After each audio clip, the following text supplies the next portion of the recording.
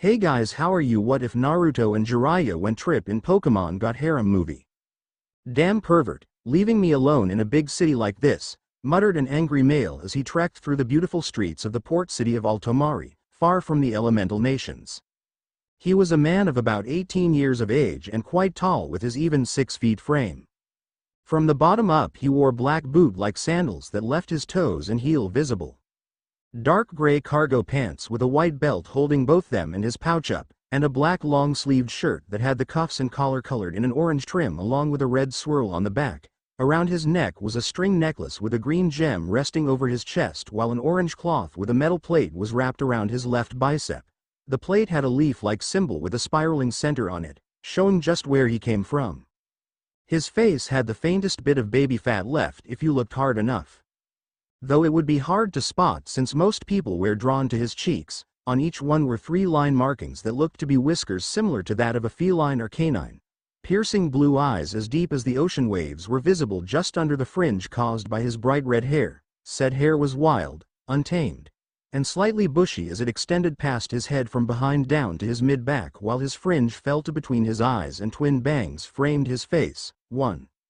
This man was Naruto Uzumaki, a genin from the Leaf Village of the Elemental Nations.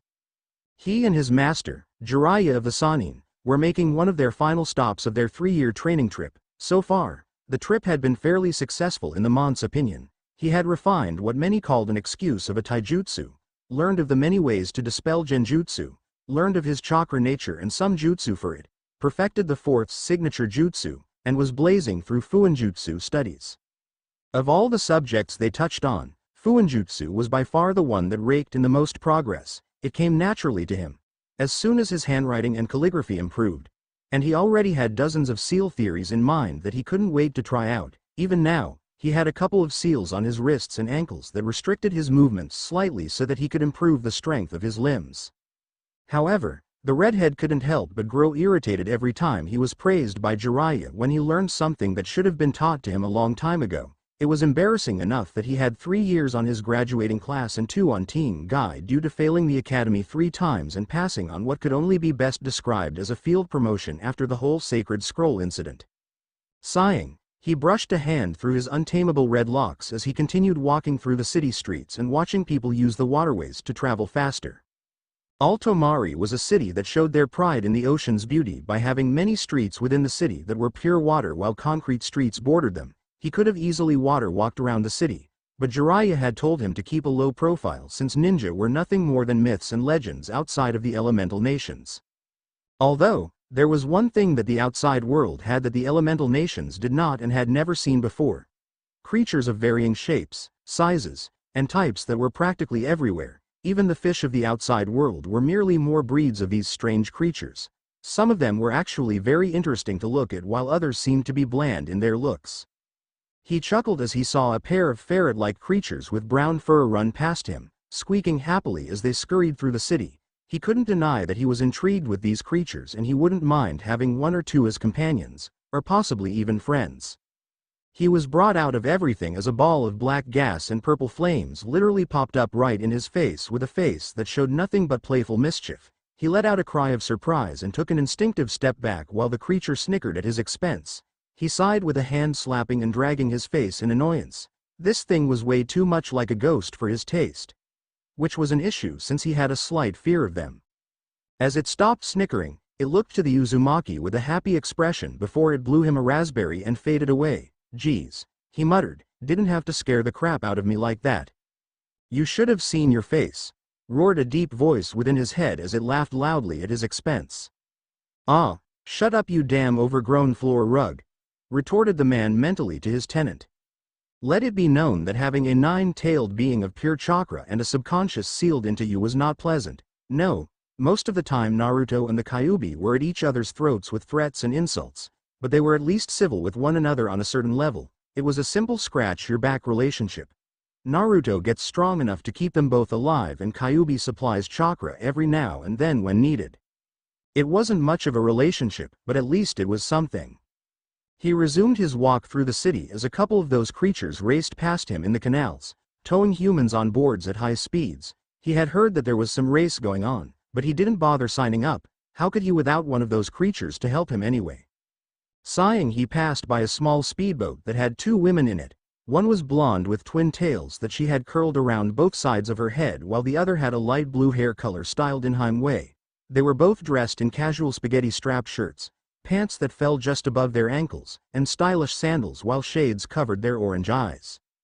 As he passed, he faintly noticed that the one with blue hair was busy toying with some small electrical device he had never seen before, while the blonde held a pocket-sized mirror and inspected her hair. When the blonde noticed him and their gazes met, she smirked and winked at him in a flirtatious way that made him look back to the street with the faintest of blushes on his face.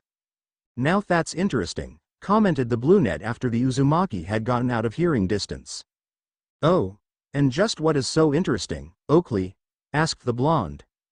The newly named brunette smirked towards the direction Naruto was walking as she answered, "I was tinkering around with our scanner in case we found our targets, and it nearly shut down on me as he passed. The ratings he was giving nearly caused it to fry itself." "That is interesting," the blonde stated with a smirk of her own. "To think that Hottie had a higher reading than our targets were theorized to have. I may just bag him after all." She licked her lips in a slightly provocative manner as she added, "Mama likes." "Get your mind out of the gutter, Annie," Oakley admonished with her smirk still in place. "Let's keep an eye out for the targets before we do anything rash. It could have just been a slight glitch after all." Pouting, Annie just crossed her arms and huffed out, "Fine." After that, Oakley started up the boat and they drove through the canals with their eyes peeled for their targets. With Naruto, the redhead's brow was twitching a mile a minute as he felt the little ball of gas floating beside him again with that same grin on its face. Sighing while pinching the bridge of his nose, he stopped and looked to the gaseous being and asked, "What do you want? Isn't there someone else you can bother?" To his dismay, the ball just closed its eyes and shook its head negatively without losing an inch of that damnable grin. It then surprised him by floating above his head and nestling itself right on top of his wild hair. It was interesting how something so gaseous looking could actually be solid as it pressed his hair down on his head. Sighing in resignation, he decided to just let the little thing be and continue walking. So caught up in what had just happened, he never noticed he was going to bump someone until it happened and his arm knocked into a girl's shoulder. He stopped immediately and got a good look at her. She had brown hair cut short with 2 horn-like extensions in the back, brown eyes, and a cute face. She wore a green top with a white collar, a short white skirt, forest green socks, and pink shoes with white bottoms. She looked to him warily, making him cringe and rubbed his head with a sheepish grin. "Sorry about that, miss. I wasn't watching where I was going. I hope I didn't hurt you." She silently shook her head before giving him a small smile at his concern. It grew slightly as he sighed in relief. "Thank Kami. I would have felt awful if you were. My name's Naruto. Naruto Uzumaki," he introduced as he held out a hand. She took it and shook it with her smile still in place before he asked, "Can I ask your name?" She lost her smile at this and looked conflicted for a bit. It confused him slightly before she pointed a finger at her throat and opened her mouth without making a sound. Eyes widening slightly, he asked, "You're mute?" At her nod, he gave her a reassuring grin. "That's all right. To tell you the truth, I probably would have forgotten it after we went our separate ways." He rubbed his head sheepishly again while she made a giggling motion with her hand over her mouth in a cute manner. While no sound came out, it still looked adorable in his eyes. They were brought out of their one-sided conversation by the small toot of a horn and they turned to see the 2 women from before on their boat as it calmly floated toward them. The redhead noticed that the brunette had that same device from before in her hand and it was pointed at the both of them before it gave off a beeping sound. She then smirked as she took a glance at it, making Naruto tense and the creature on his head do so as well while the girl next to him looked frightened. "Look here, Annie. We found one of our targets and that boy with the high readings." The blonde winked at the redhead and sultrily asked, "Hey handsome, why don't you ditch the girl and hang out with a woman? I mean after all, she isn't even human." His blue eyes narrowed and he stepped in front of the shaking girl while using an arm to put her further behind him. Taking a look over his shoulder, he declared, "Just stay behind me, it'll keep you safe." While obviously scared and worried for him, she nodded and peeked out from behind him. The blonde pouted at the actions the Uzumaki made as she commented, "The world is so cruel to me. The only hottie in this city and had rather protect a Pokémon than spend time with me." "Pokémon?" asked Naruto in pure confusion. "The hell is a Pokémon?" The 2 women looked surprised at that question and Oakley asked, You mean you really have no idea that the ghastly on your head is a Pokémon? No? Should I know? The two looked at one another in pure confusion, giving Naruto the opportunity he needed to turn in place, scoop the girl in his arms, and bolt down the street with ghastly flying right after him. Hey! Annie called out in shock. You can't just leave like that. You never even got my number. Oakley's sweat dropped at her sister's antics as they both pulled out spheres with red tops and white bottoms. Pokeballs, tossing them. The balls opened up and released a large orange and purple spider alongside a pink-furred feline with a double-tipped tail. Ariados, Espeon, go after them, Oakley ordered, making them both give out sounds of acknowledgement and run after Naruto and the others. With said Uzumaki, he was blazing down the streets as fast as he could without chakra so as to keep his low profile. Though it was still odd to see an adult male running down the streets with a girl in his arms and a Pokémon flying after them, he was about to take a right turn before the girl suddenly pointed left, which made him immediately follow her direction. This went on for quite some time with her pointing the directions to take while he followed them without question. They finally reached a small greenhouse with a dead end before he finally set her down. Damn, no moving on, he cursed as he checked to see if they were followed. The girl stopped him when she grabbed his right arm and proceeded to drag him to the end of the greenhouse. When they stopped, she looked to him as he stared at the wall in confusion. There's nothing here. Just a dead end. We should try and find some other place, too. He stopped short as he felt a shift in the air around the supposedly dead end of the area. Frowning, he reached an arm out it and was surprised to see it go through without resistance as a blue light outlined the edges of his arm that was visible to him.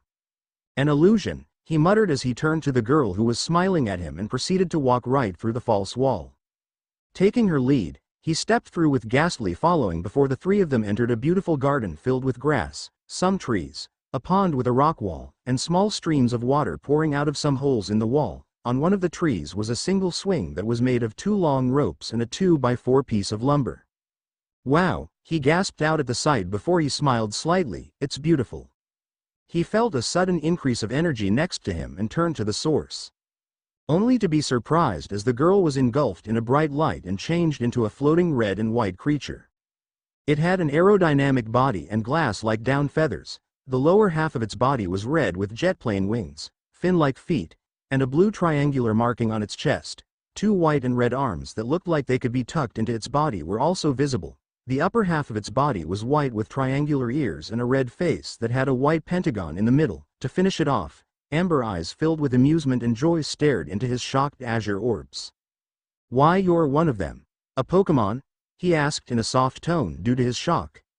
I am, answered a female voice in his head that caused him to flinch since it was unexpected. The bird-like dragon cringed at his flinch as the voice continued. Sorry, I didn't mean to startle you, Naruto. He turned back to her and raised a brow in question. Is that you talking in my head? The Pokémon nodded with a smile. Yes, and it's very nice to finally be able to talk back to you instead of having to stay silent. I never had any practice with talking in my human transformation since Bianca and Lorenzo are too busy to teach me. Also, to return the favor of you introducing yourself to me. My name is Latias. It's really nice to meet you, Naruto. Latias, he repeated, testing the name on his tongue before he asked, that the name of your species or is it your name? She looked surprised at his question before she answered, it's the name for the female counterpart of mine and my brother's species, just as that Ghastly is named the same as the others of his breed. Oh, so it's a male, commented the Uzumaki, looking up at the floating ball, which nodded to confirm what Latias had stated. He then looked back to her and asked, haven't you ever thought about having a different name? No, I was born as a Latias and never really put much thought into my name, so I never bothered to give myself one. I see. He then looked up to the Ghastly and asked, well, do you want a name, little guy? The Pokémon grinned at him and began to float around his head in circles as it chanted its breed's name over and over, much to Naruto's confusion. Latias giggled at his confusion and informed, most Pokémon who aren't able to perform telepathic or human speech are left with just the name of their breed as their way of communication. However, it naturally is translated between Pokémon for a sense of understanding. Ghastly's happy that you'd offer him a name. He seems to have taken a liking to you, Naruto. Geez. The more I learn about you Pokémon, the more questions I end up getting. Let's see now, how about, Yurei? Offered the redhead, making the ghost Pokémon stop flying around and give a thoughtful expression. After some time, It grinned and nodded happily before it did the unthinkable, and gave the whiskered man a big slobbery lick to his face. Grimacing at the saliva, he offhandedly stated, "Okay then, Yurei it is." "It's a nice name for him," commented Latias with a smile. "I am almost tempted to see what you would name me. Anyway, back to the point of me bringing you here. This place is a sanctuary for me and my older brother, Latios. It was offered to us so that we had a place to come to if we ever needed one while we watched over the city." "What do you mean?" "What I mean is, hey, what the heck is going on?" yelled a female voice, making the three of them turn to see a girl who looked exactly like the disguise Latias took in the city. With the addition of a white hat on her head, she was glaring at the redhead as she marched over and got in his space, poking his chest accusingly. "Just what do you think you're doing here? This place is meant to be a secret from the public with only myself and my grandfather knowing about it." Looking worried, Latias floated between the two and stayed in front of Naruto, much to the girl's surprise. "Bianca, it's okay. I brought him here after he saved me from two women who looked way too interested in us. One of them even called me a target and they both saw through my disguise. Naruto here saved me when he saw an opening by taking me away and I directed him here." Bianca was both shocked and worried at the news. Some women were after her friend for some reason and this guy was fortunate enough to be in the area and take her to safety. Turning to the whiskered man, she bowed slightly and apologized. "I am sorry for jumping the gun on you. I thought you snuck in here and were trying to get to Latias. I am Bianca, an aspiring artist and resident of Altomari."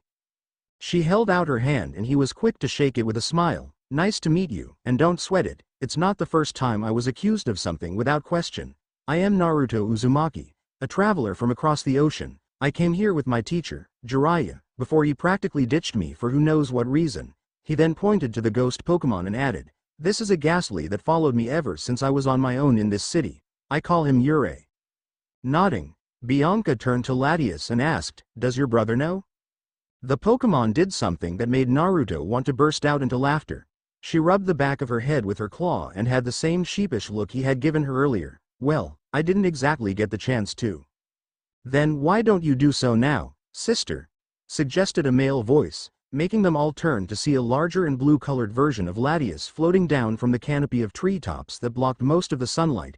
His eyes were red in color and the triangle on his chest was of the same coloration, but he just looked like a male and blue-colored version of Latias to Naruto. "Brother," greeted Latias happily as she floated over and hugged the larger Pokémon. Gesturing to Naruto, she began, "This is. I know what this mon's name is and what he did for you. I heard it from when you stopped Bianca earlier." Turning to Naruto, Latios floated over and looked directly into his blue eyes with their faces about a foot apart. "I am curious as to why a human would go out of his way to help my sister other than personal gain. Most humans only look out for themselves, after all." Standing his ground, Naruto replied, "Maybe humans are that way, but I know for a fact that I wouldn't help someone just for my own benefit. I've never had much in life, and I never needed much to survive. Besides, I've never even heard of you Pokémon before I came to this city since my part of the world doesn't have a single one to my knowledge." Latios narrowed his eyes at Naruto, making both Bianca and Latias nervous about what he would do. "You do seem different from others, however. I won't trust you on words alone." Poking his chest gently yet firmly with a claw, the Pokémon finished. "I want to see just what kind of person you are, and to do that I will view your memories. Your mind can never lie unless it has been tampered with, and if yours is then I will fix it before seeing your memories." "Deal," agreed the redhead as Latios placed a claw on his forehead and the two closed their eyes, emptying his thoughts so Latios could get better access. Naruto made no form of resistance as the Pokémon saw every moment he had ever experienced in life, starting with his childhood. "Monster. Demon. Why don't you just run off and die? No one wants you. You fail, Naruto. You've failed again. Naruto, I am sorry Naruto, but you've failed once again. You are the nine-tailed fox, and now, you'll die. My first impression of you guys is, I hate you." Naruto Baka. Dobi, brats who bark loudest are usually the weakest. Shinobi who break rules are scum, but those who betray and abandon their comrades are even worse than that. You aren't hurt or ya, scaredy cat? I believe we are truly strong when we have precious people to protect. Five-pronged seal. You'll be Hokage. Ha, not a chance. Tell y'all what, it'll be Hokage for you. No one can defy fate. You have no idea what it's like to have a brand that will never go away. There's no way that he'll lose to a guy like him. Still the same child spouting his head off about becoming Hokage, Naruto-kun? Please, bring Sasuke-kun back to me. So it's you, hopeless little knucklehead. Chidori, Rasengan. If being a fool means what you say, then I'll remain a fool my entire life. After the flashes of memories were over, the blue dragon floated back slightly and looked to the Uzumaki who had his gaze rooted to the ground. It stunned him that this human could have such a life with far more negative memories than positive, let alone having something as ominous as the Kyuubi sealed into his body. Looking to his sister, he nodded once and spoke.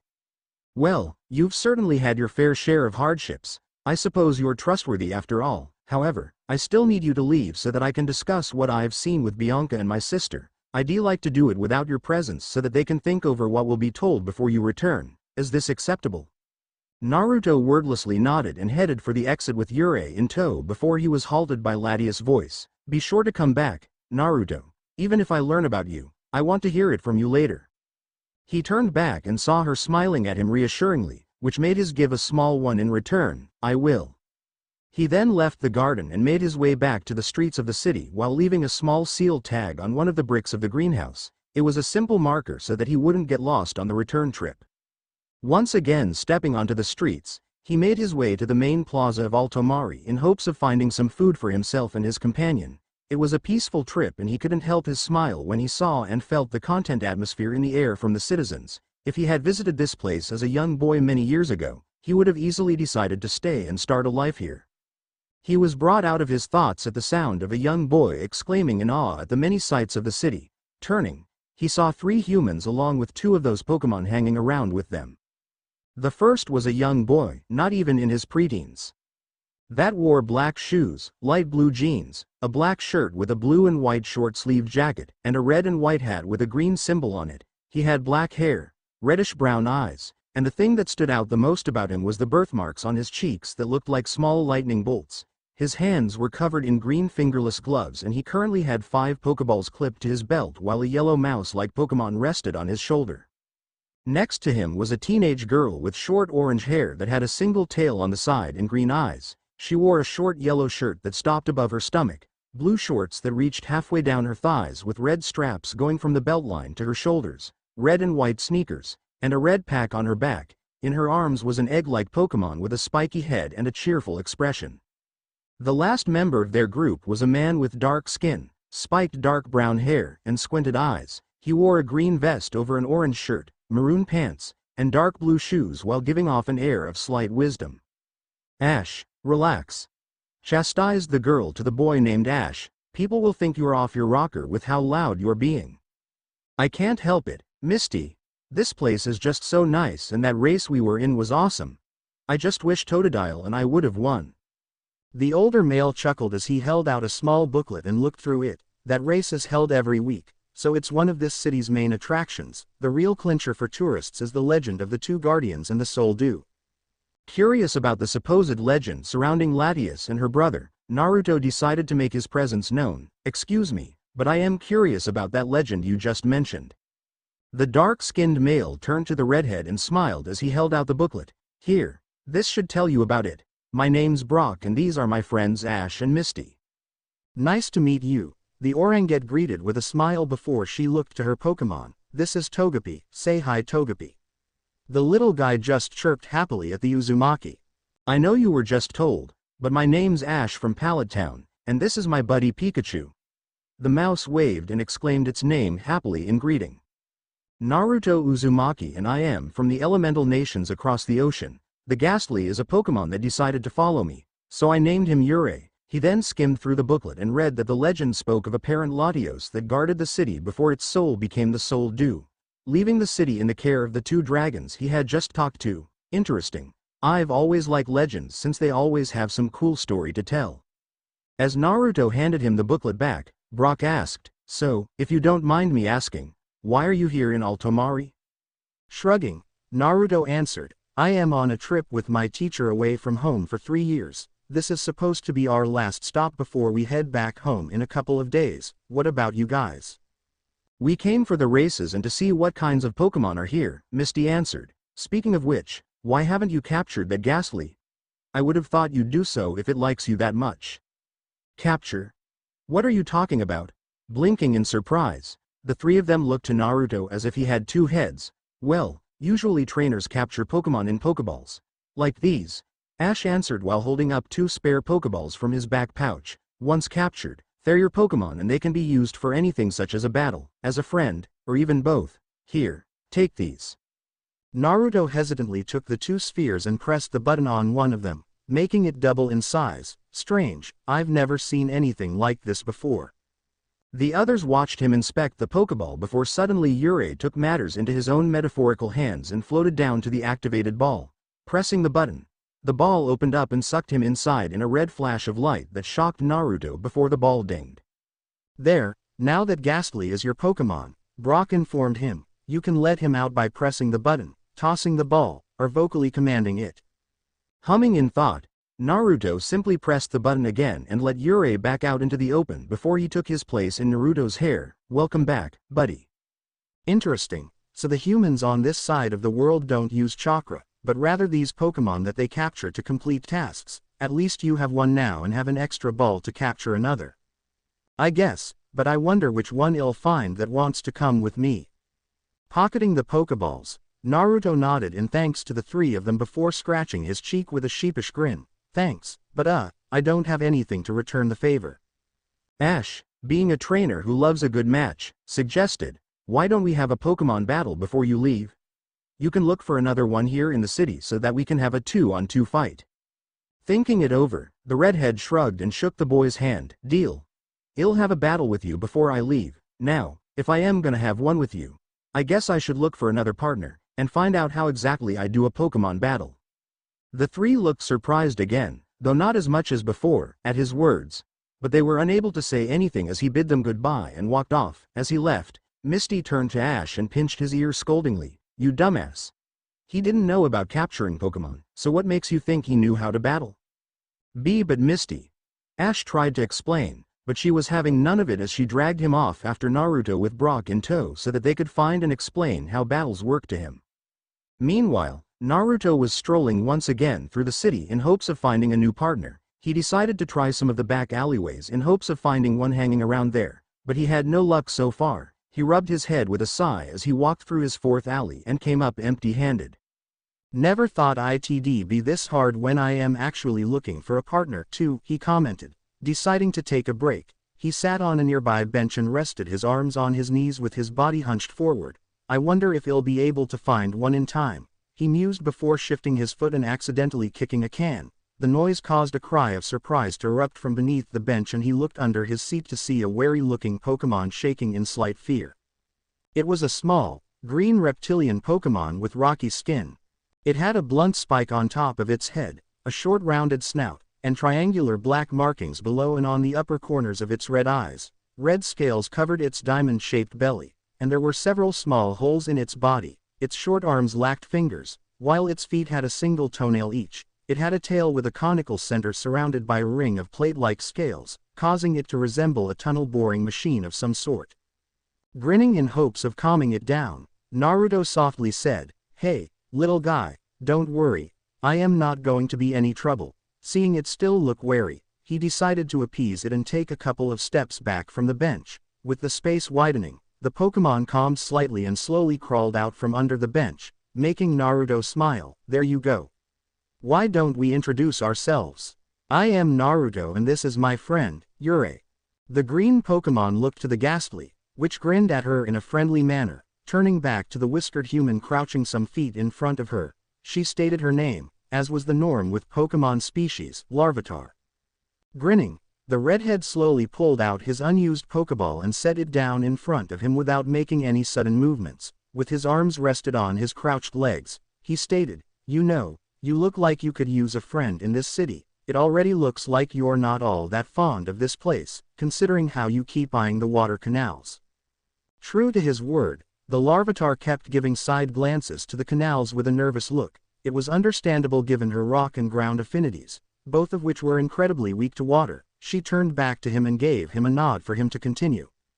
I'd be happy to be your friend and get you out of this city. Problem is, I want leave for a couple days and to get you out, I'd need to have you become my partner.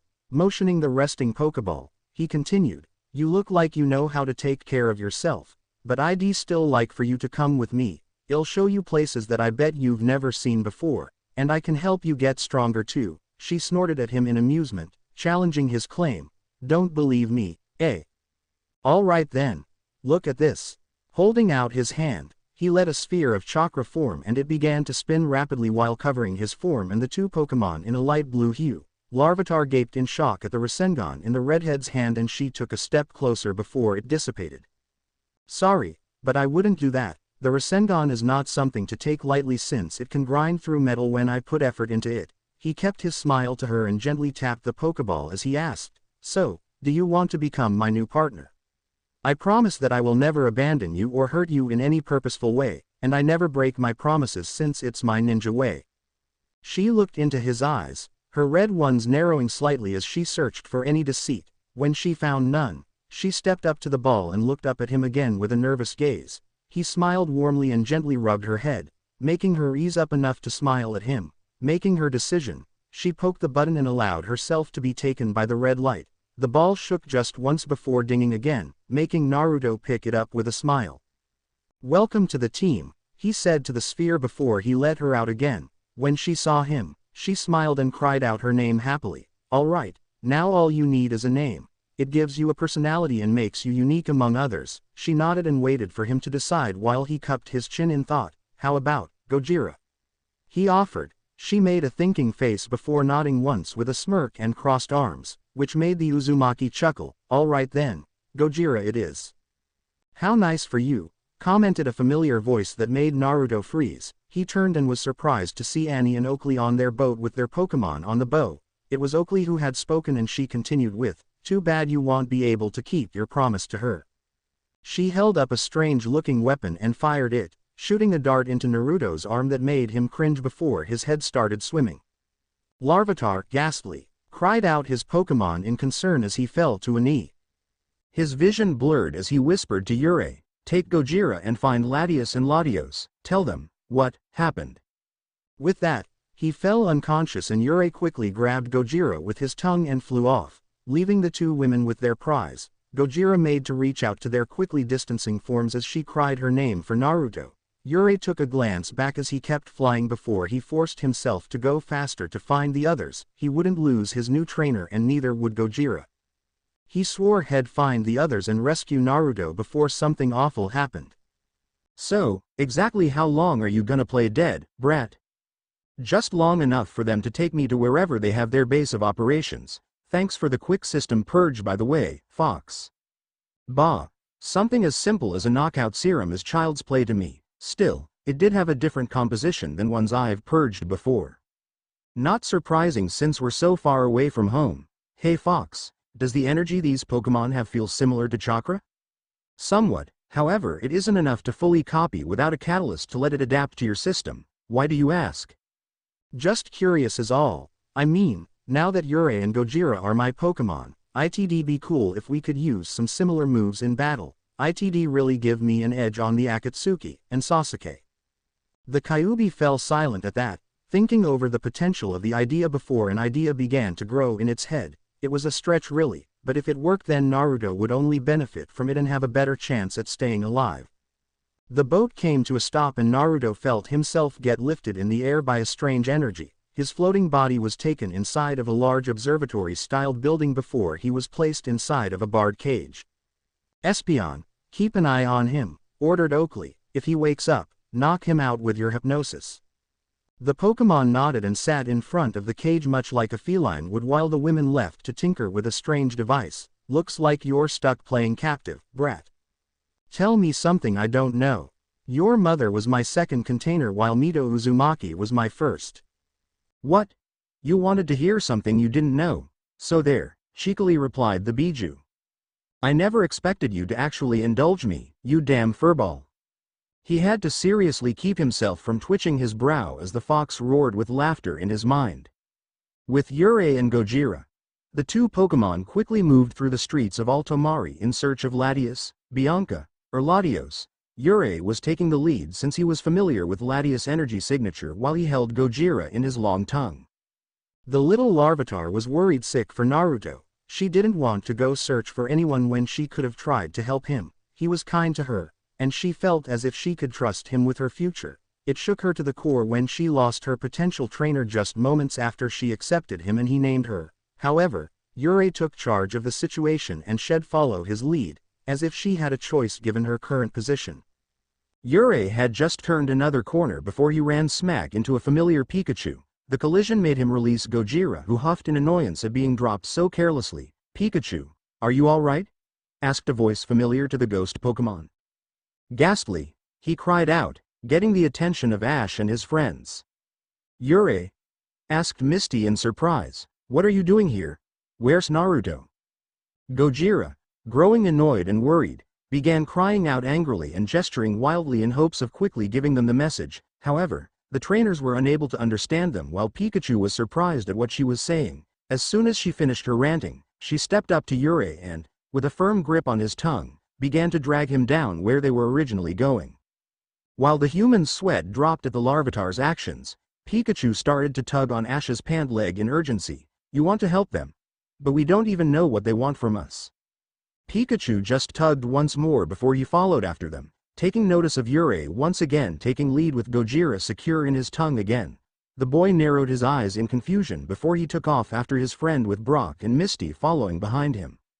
Hidden Garden. Latios had just finished telling Bianca and his younger sister about what he had seen during the mind link he performed with Naruto. He helped get the point across by using his psychic power to create projections of some of the memories against the water, almost like a television. "I've never seen such sadness in a single life. From his first memories, he's lived in fear and despair while holding onto a small shred of hope," stated the blue dragon.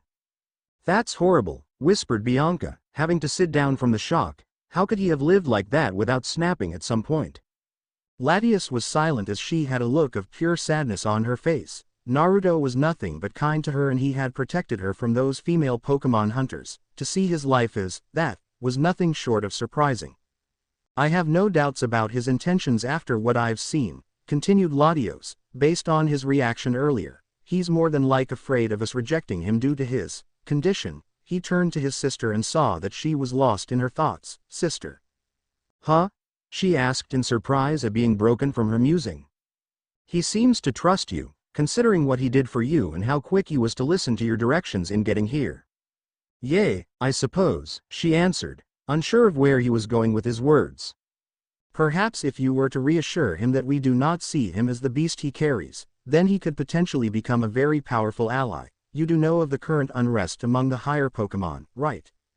She narrowed her eyes at that and nodded. "I never thought things would escalate so badly after a few altercations with the humans. Is Arceus really needed in this issue?" "I am not sure, but just the mention of his presence is cause for worry." "What are you two talking about?" queried an extremely confused Bianca. "An issue between humans and Pokémon. It's nothing for you to worry about," reassured the blue dragon before his eyes flashed and he turned to the garden entrance in time to see 3 Pokémon leading 3 humans inside. "What is the meaning of this?"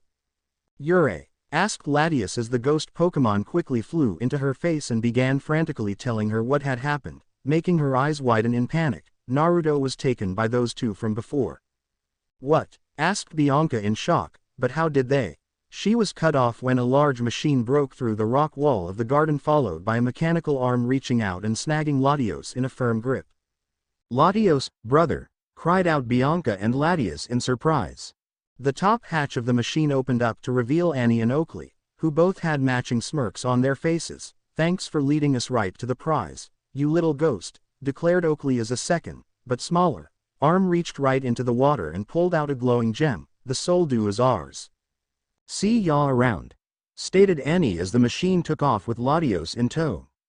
Quickly taking charge, Bianca led the others outside and they hurried off to her home where a boat was waiting. Latias carried Gojira since she was the slowest and she could see the worry on the little Pokémon's face. She herself was worried as well, for both her brother and for Naruto. "Please, both of you be okay." Altomari Museum. Naruto sighed in annoyance as he gently placed the unconscious Espeon to the side of the spacious room he was in. It was relatively easy to knock out the Pokémon with a quick burst of Kyuubi's chakra, which scared it into its current state. Naruto silently walked around with his gaze taking in every detail of the museum and his ears focused on anything that would make a sound. He stepped up to the strange device that the two women were tinkering with and narrowed his eyes at it. So, this is the defense mechanism of Altomari, DMA. It's impressively big. You don't honestly expect for a town of this size to have anything less for protection, right? I suppose not, but they said that they needed the soul dew to power it up. That means that they'll go after Latias and Latios. Not will go after, brat, have gone after. I can feel the elder Pokémon's signature coming along with those two women. Stay hidden and wait for the right moment. Right, agreed the redhead before he leapt high up into the air and clung to the ceiling with his chakra, idly noting that a large skeleton of a dangerous-looking creature hanging next to him and another was displayed below him. Not even a minute after he got out of sight, Annie and Oakley walked in with Latios in a strange net-like prison that shocked him whenever he moved, making Naruto suppress an enraged growl. He then saw Oakley pull out a glowing gem which was no doubt the soul dew. Meanwhile, their Ariados pulled Latios into the center of a strange pedestal and he felt a small chill of worry go down his spine.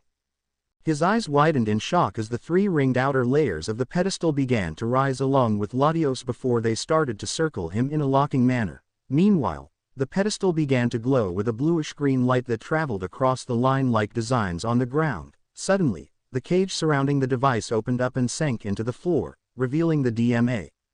Perfect, Oakley stated with glee, just like the book said. Now what? Annie asked. Now, we only have one more thing to do. Oakley then carried the soul dew over to the device and prepared to place it in. Meanwhile, Naruto quietly dropped to the ground and snuck around so that he could get close to Latios. When he was within decent range, he called out in a hushed tone, "Latios, open your eyes." The blue dragon stirred in his prison and weakly cracked his eyes open before he felt a familiar presence next to him. Turning, he saw that it was Naruto. Much to his surprise, "What are you doing here?" "Saving you. Now brace yourself," ordered the redhead as he went through a few hand seals before he called out, "Replacement jutsu." In twin plumes of smoke, Naruto and Latios had switched places. Much to the Pokemon's shock, Naruto gave him a firm nod before the women noticed what had happened. "What the hell?" Annie called out in surprise while Oakley glared angrily before suddenly gaining a menacing smirk. "Fine then, you want to take his place, I'll let you," she declared before she placed the soul dew in the DMA, which caused the bluish-green light to change to a vicious violet while Naruto grit his teeth to keep from crying out in pain. The device was shocking him with hundreds of volts of power while his own, along with Kyuubi's, was being siphoned. Meanwhile, the DMA was activating and lowered the control seat for Oakley to get in. Through the pain, he grit out, "Latios, get out of here. Find the others." The blue dragon nodded and shot off at high speed, making Annie call out in worry, "It's getting away." "Not for long," called Oakley from the control seat, using the panel to guide the siphoning energy into restoring the two skeletons Naruto had seen earlier. When they were fully restored, two dangerous-looking Pokémon appeared. The first was a large, bipedal Pokémon with a large head that had two vicious eyes, pointed ears and a mouth full of serrated fangs. It had light violet-gray skin over much of its body with two pale violet membranes stretched between its arms and sides. It also had plate-like spines going down its back, leading to its strong, triangular spade-tipped tail while its talon-like feet looked easily capable of scooping up and tightly clutching its prey.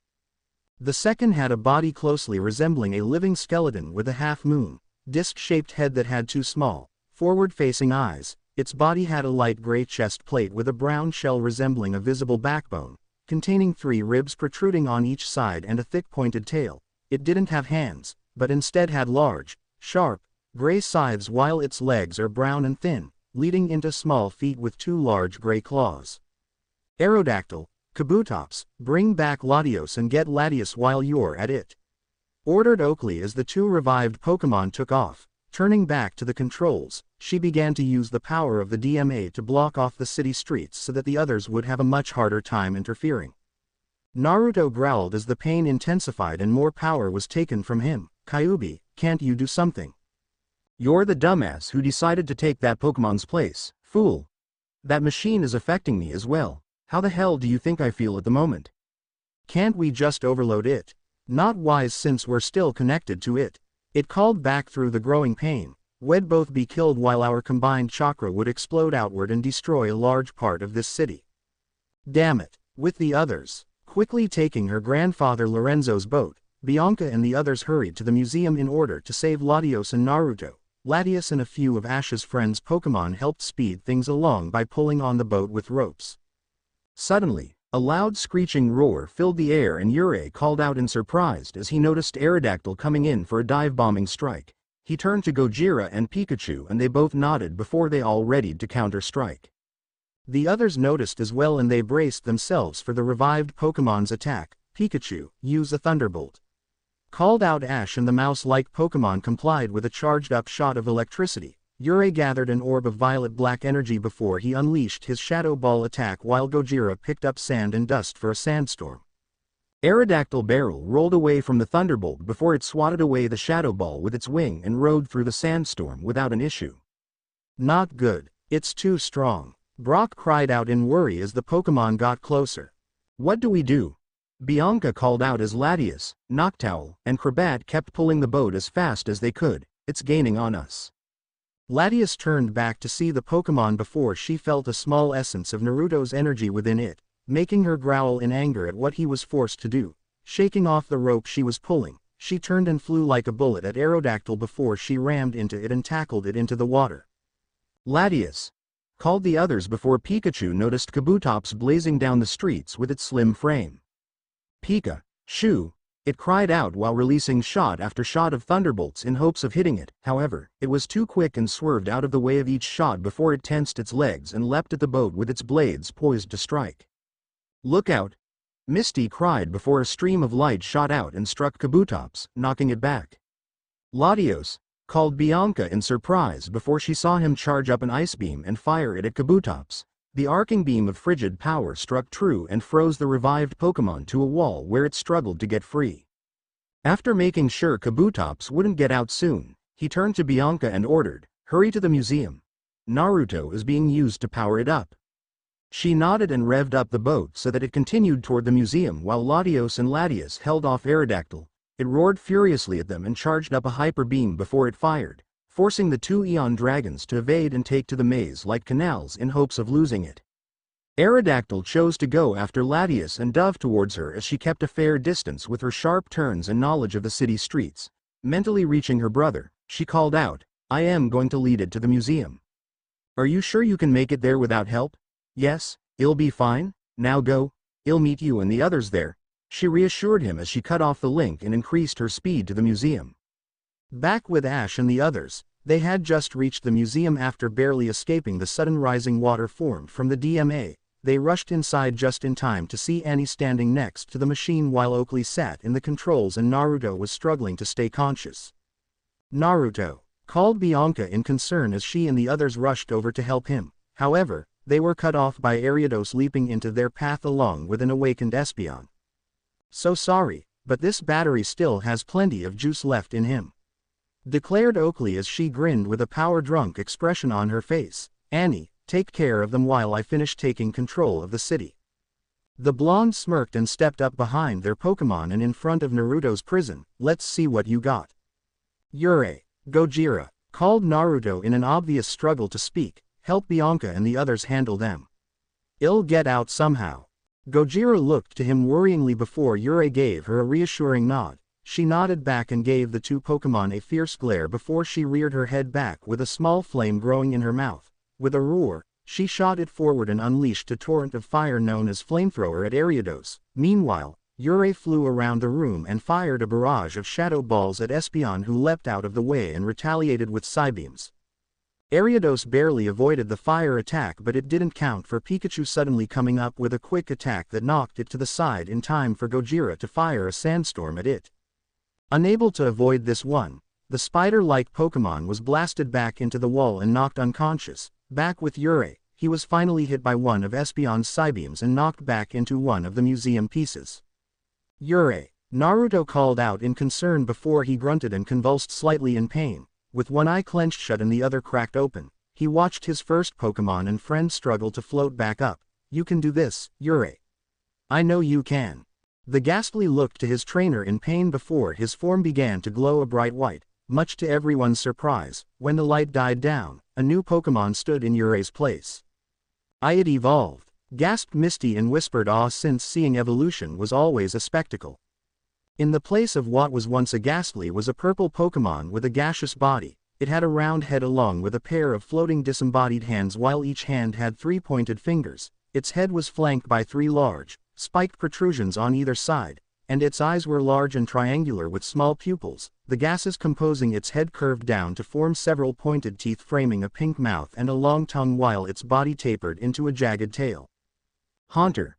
cried the new Pokémon before it faded from view and quickly reappeared in front of Espeon before punching it square in the face with a shadowy hand.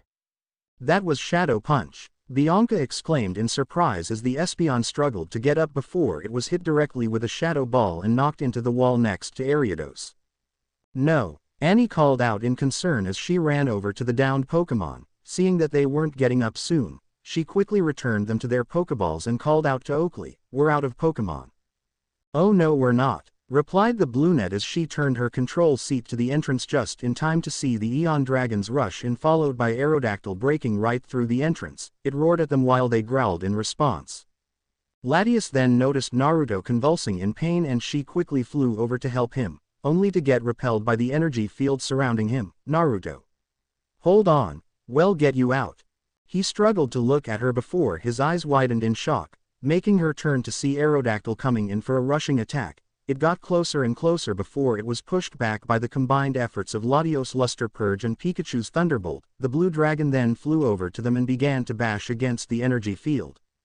"Hang on, Naruto," he called out as he kept bashing it, followed by Latias. Yurai helped out with continuous shadow punches while Gojira kept up a steady stream of her sandstorm. "TCH," scoffed Oakley before she pulled out a small gun and fired an electrical net trap that caught Latias, making her cry out in pain and fall to the floor. "Sister!" cried Latios. He went to help her but was knocked aside by Aerodactyl's large tail. Naruto looked on in horror as Latias convulsed continuously in pain and his normal blue eyes turned a furious crimson with a black slit pupil inside the seal, and through the pain, Kyuubi looked on in surprise as new pipes began to form on the ceiling next to the blue Chakra 1 and red Chakra 1. One of them looked like a purplish-orange flame while the other looked to be a pure black aura. How did he? It began before it realized exactly how the new pipes came into existence. The conflicting energies of Chakra and Pokémon power, Pokepower, along with the stress on both Naruto and the seal caused his Chakra coils to take in any energy it could to keep him alive. The result was Naruto gaining 2 types of Pokepower, though the fox didn't know which types at the moment. However, it soon identified one of the types when Naruto suddenly acted. With a roar, Naruto unleashed a wave of oppressive dark power that opened up the energy field enough for him to squeeze out and land on all fours. His breathing was ragged, his body hurt like hell all over, and he still saw Latias crying out in pain. He slowly stood up with his head down, making the others look to him in worry while the machine started sparking due to the loss of a power source. Aerodactyl however merely saw new prey and charged with a roar. Naruto in response snapped his head up, showing everyone his eyes that were pools of black, and he struck with a clawed hand that was covered in dark power.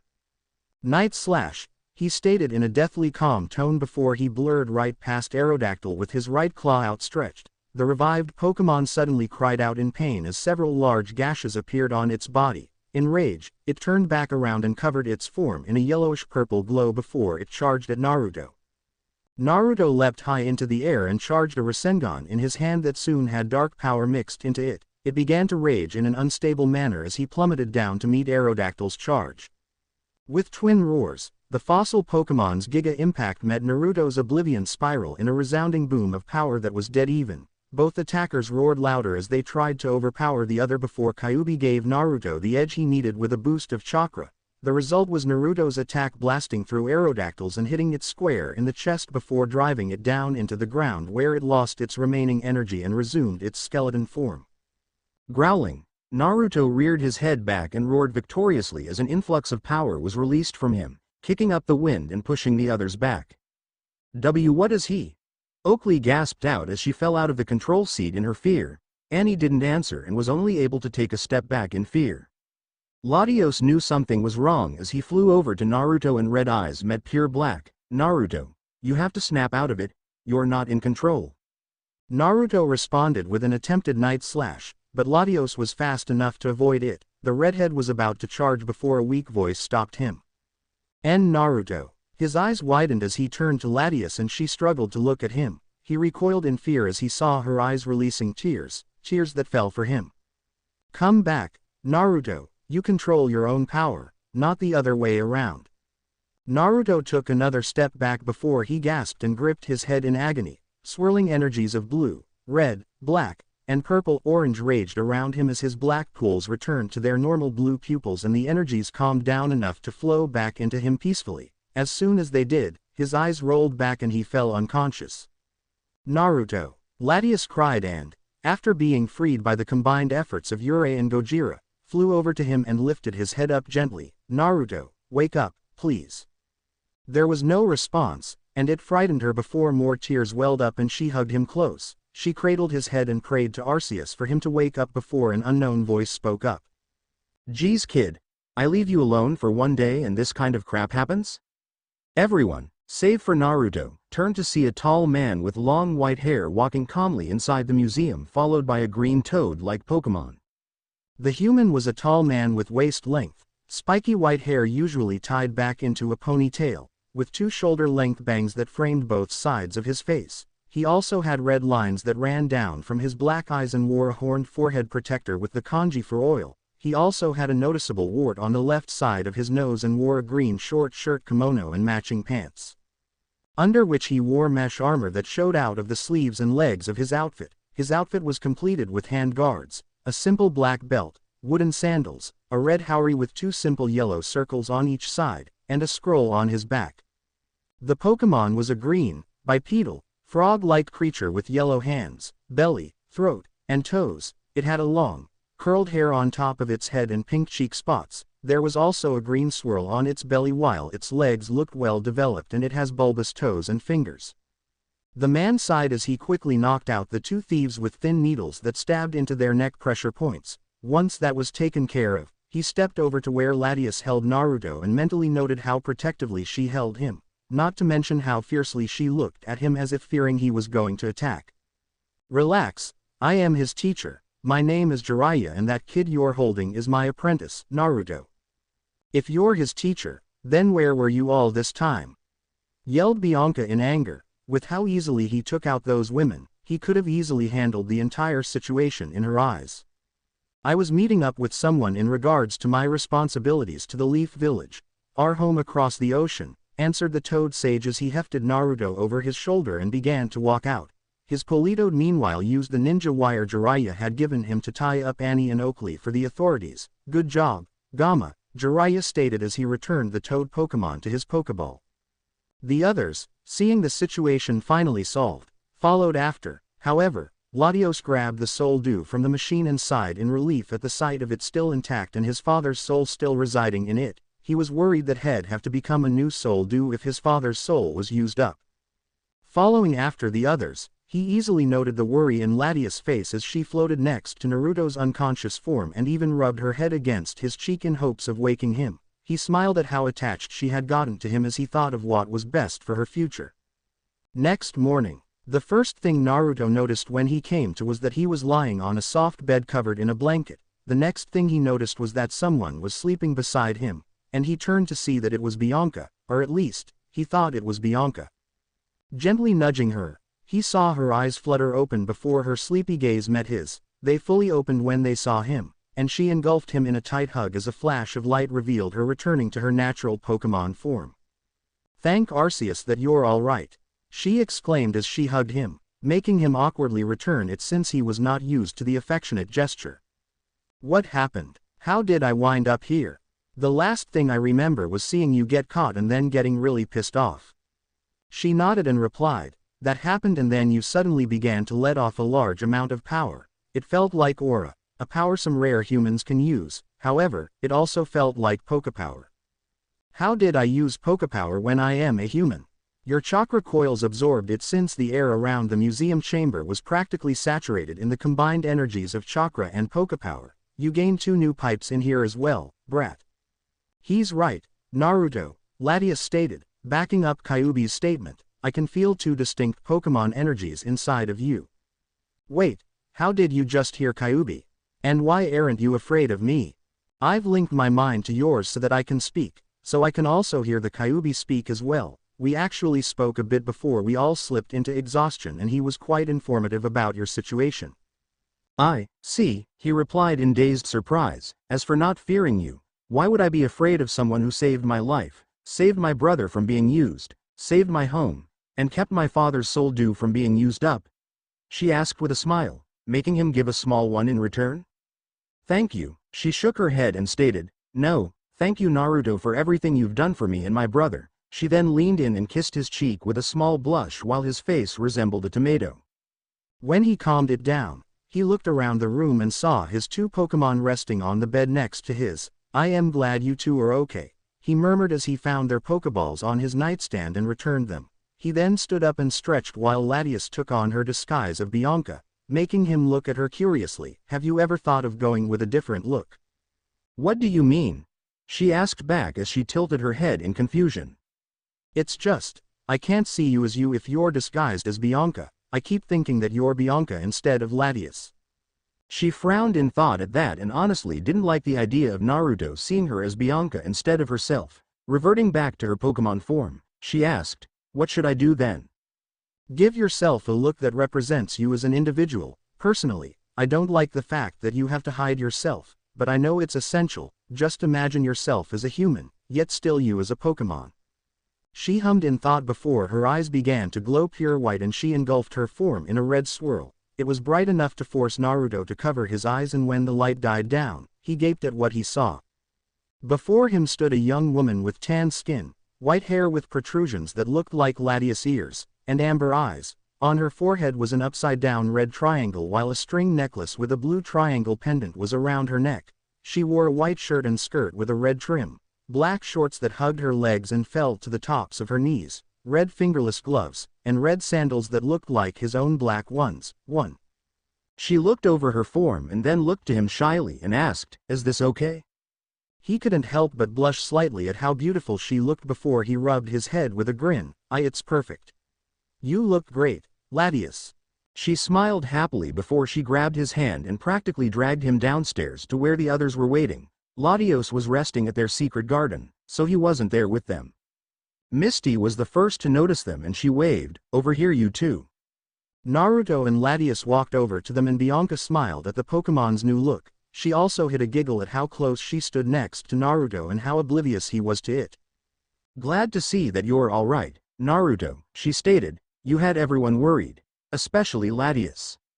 Said Pokemon blushed as Naruto smiled sheepishly. Yay, sorry to worry you all. I am just glad that everything was all settled. He then turned to Jiraiya and pointed an accusing finger at him angrily. Speaking of that, where the hell were you, pervy sage? We could have really used your help. Brat, how many times have I told you not to call me that? Yelled back the hermit as they both got into each other's faces in a comical way, making the others laugh. When they backed off, Jiraiya explained, I had to go see someone concerning my role in the village. You know how it is, brat. Sighing, the redhead nodded. Yay, I know that, but still, we really needed some help. Actually, I'd say you did pretty well without me. Sure, you overworked yourself and did something reckless as usual, but you still pulled off saving the city. You've grown from your younger days, and you should be proud of yourself. Naruto rubbed his head bashfully before he remembered something. Hey, do you three know about, well, me? He asked Ash and his friends. Brock was the one who answered. Yay, your teacher told us about where you come from. At least as much as we needed to know. All we know is that you use a power similar to Aura, your home country has no known Pokemon, and that you're away on a training trip. Naruto nodded before Ash stood up with a grin. Alright, now that that's settled, let's have out Pokemon battle. You have 2 Pokemon now, so we can do a 2-on-2. Right now, questioned the Uzumaki in surprise.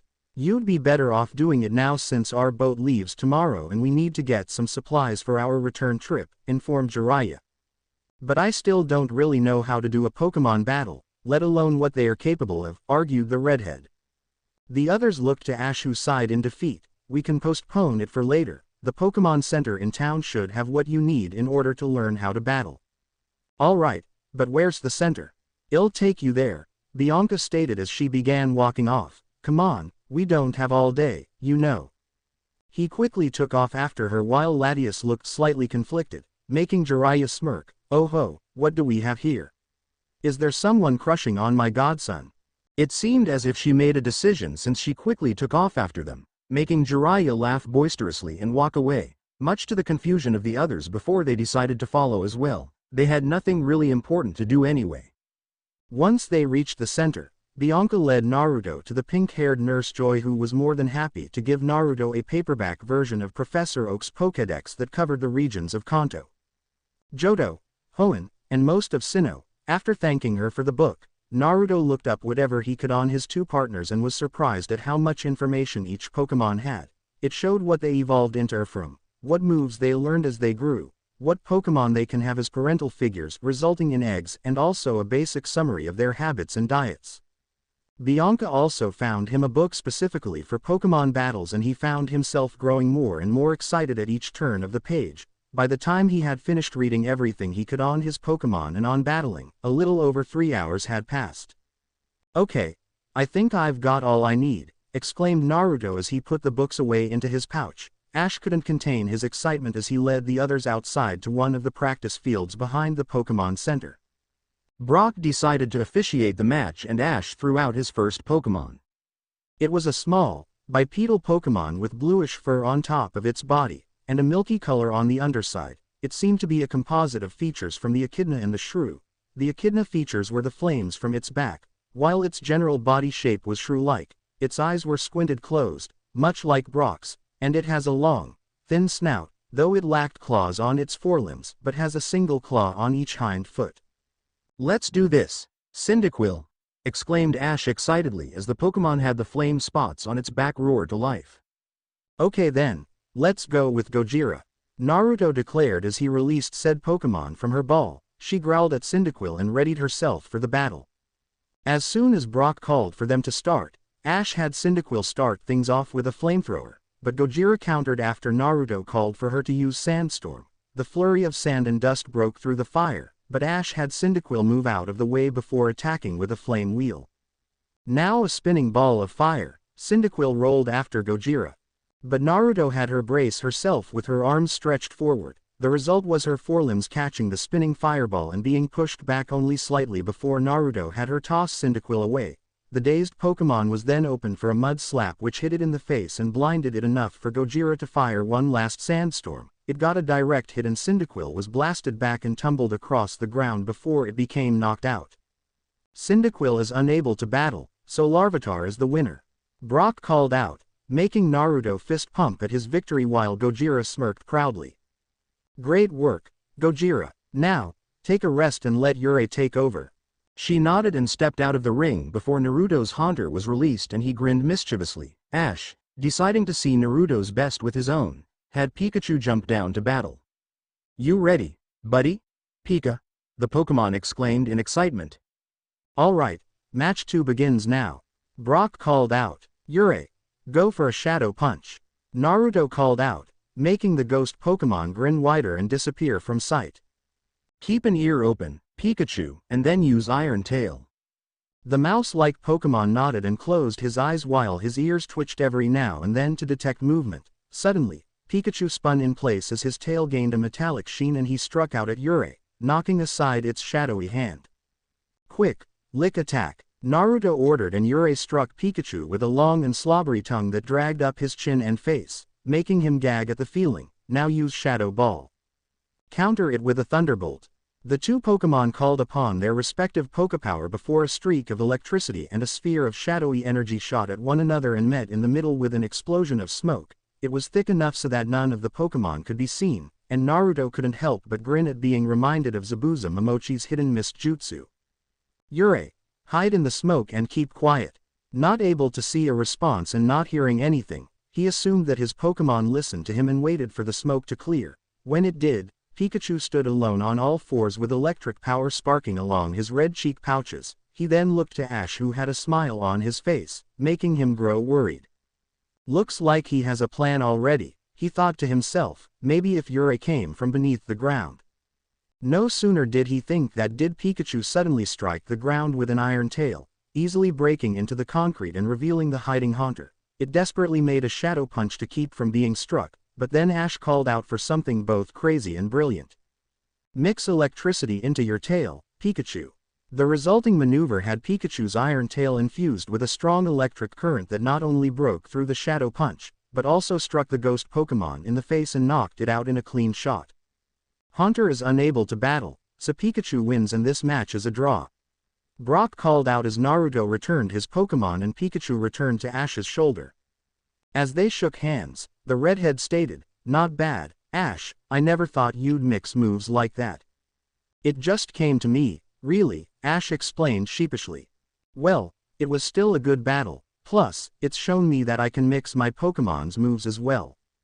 Off to the side, Misty and Bianca clapped at the battle while Latias simply smiled at the sight of the happy trainers. However, her smile fell when she realized that Naruto was set to leave tomorrow. She felt a strange empty feeling at the thought of him leaving, and it confused her. She would need to speak to her brother about this. The next day, docks.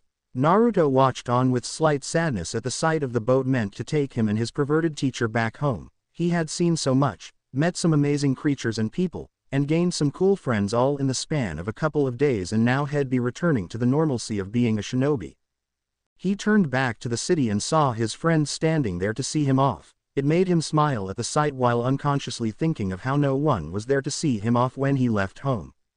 "I wonder how different my life would be if I was born in this part of the world," he mused as he walked over to them.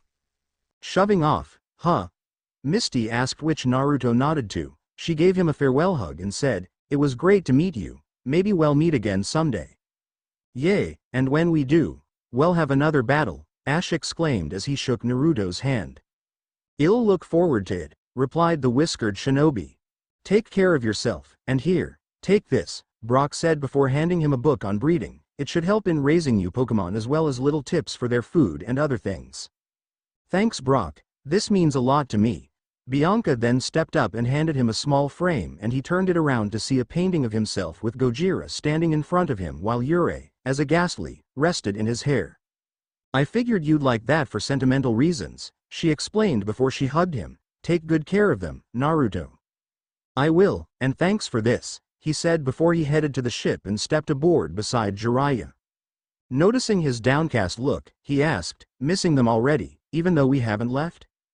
"I can't help it if I do, pervy sage. There was just so much amazing things here, and now we're leaving it all when I only had a taste of it, plus."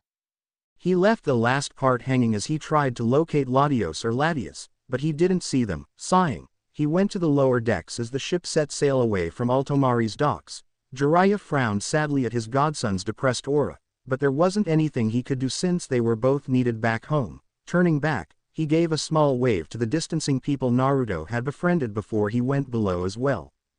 Meanwhile, back on the docks, Latios and Latias watched the ship leave with their down feathers hiding them from view. The blue Eon looked to his sister and saw that she was watching the ship leave with a conflicted expression. "You know, I've been thinking over some things lately, mainly with how I've helped raise you," he began, making her turn to him. "I think that you'd have a much better experience in life if you left the city and saw the world beyond the blue waters." "But what about you in this city? They need us to watch over them, right?" she asked softly. "True, but I am sure I can take care of things with Bianca and Lorenzo. Besides, I'll always have father here with me. My place is here, sister. Yours," he started before he nodded to the ship on the horizon, "is out there. It's your decision, but I just want you to know that you have my blessing." She turned back to the ship and watched it as she thought over her choices. After some minutes of silent deliberation, she turned back to her smiling older brother and embraced him. "I'll miss you, brother." "I'll miss you as well, dear sister. Now, go on before you lose him," he said in a teasing tone that made her blush before she smiled brightly and shot off across the water like a rocket. As he watched her go, his smile softened as he murmured out to the horizon, "Take care of her, Naruto, and Lord Arceus, please watch over her." Leaning against the railing of the ship's main deck was a certain red-headed Jinchuriki, staring across the ocean and towards the horizon with a longing gaze. He was facing the direction of the distancing city of Altomari, the city where he met his two Pokémon companions, his new friends, and felt a sense of acceptance and belonging. His first partner, Jiraiya the Haunter, floated beside him while Gojira, the Larvitar and his second partner, carefully sat on the railing. Naruto sighed as he stood in silence. He already missed his new friends and he honestly was having mixed feelings about returning home. He knew he had a duty and responsibility to the Leaf, but was it so bad to have a selfish desire every now and then, especially one for his own happiness? He was brought out of his internal questioning when Jiraiya approached him from behind and stood next to him. He turned around so that his back was leaning against the railing as he crossed his arms and closed his eyes. There was brief silence before the elder of the two spoke. "It's not easy, is it? Leaving a place like that?" The Uzumaki shook his head as he kept leaning forward on the railing. "No, it's not." He turned to his teacher and asked, "How did you know about that place anyway? You have a Pokémon too, so you had to have been there before." The man chuckled as he remembered his first time in that part of the world. "Oh, I've been to many parts of that side of the world during my travels. I've met many intelligent people who refer to themselves as professors of the Pokémon species, seen many different breeds of Pokémon, and even participated in a battle or two. I met Gamma when he was just a Poliwag, the lowest form of his breed." "How come you never told anyone?" The sage expected this question and answered, "I didn't want to have hundreds of ninja interfering with the lives of the people in that part of the world. We would have ruined their peaceful way of life. However, I do plan to introduce the Pokémon to our part of the world, or at least our village for now." "How do you plan to do that?" "I've got a plan," he replied cryptically, making the redhead raise a brow suspiciously. "Whatever you say," he said. "Anyway, there's something else I wanted to ask you." "Shoot," replied the man with a small smile. After a slight pause, Naruto queried, "Who was my mother?" Jiraiya's smile was quickly wiped off and turned into a look of seriousness. "The fox mentioned her during the whole debacle in Altomari and told me that she was his previous Jinchuriki while Mito Uzumaki was his first." "Who was she, Jiraiya?" The man sighed at this, knowing the younger shinobi was serious about this due to the use of his name instead of the nickname he's usually called by. "Your mother was named Kushina Uzumaki, and she was a member of the Uzumaki clan that hailed from the Whirlpool village. She was sent to the Leaf before her village, and her entire homeland, was lost during the Second Great War. She was also the wife of one of the Leaf's greatest shinobi." Naruto was already reeling about the information about having a clan and losing both it and their home. "Who was my father? You talk about him like you were close to him." At this, Jiraiya gave a sad smile as he answered, "Of course I did. He was my student after all." "But wasn't your student?" began Naruto before he stopped and had his eyes go wide in realization. His gaze jerked to meet Jiraiya's, and the man nodded in confirmation. My father was the..." "Yep, your old man was my student Minato Namikaze, the fourth Hokage." But why did he seal the fox into me?"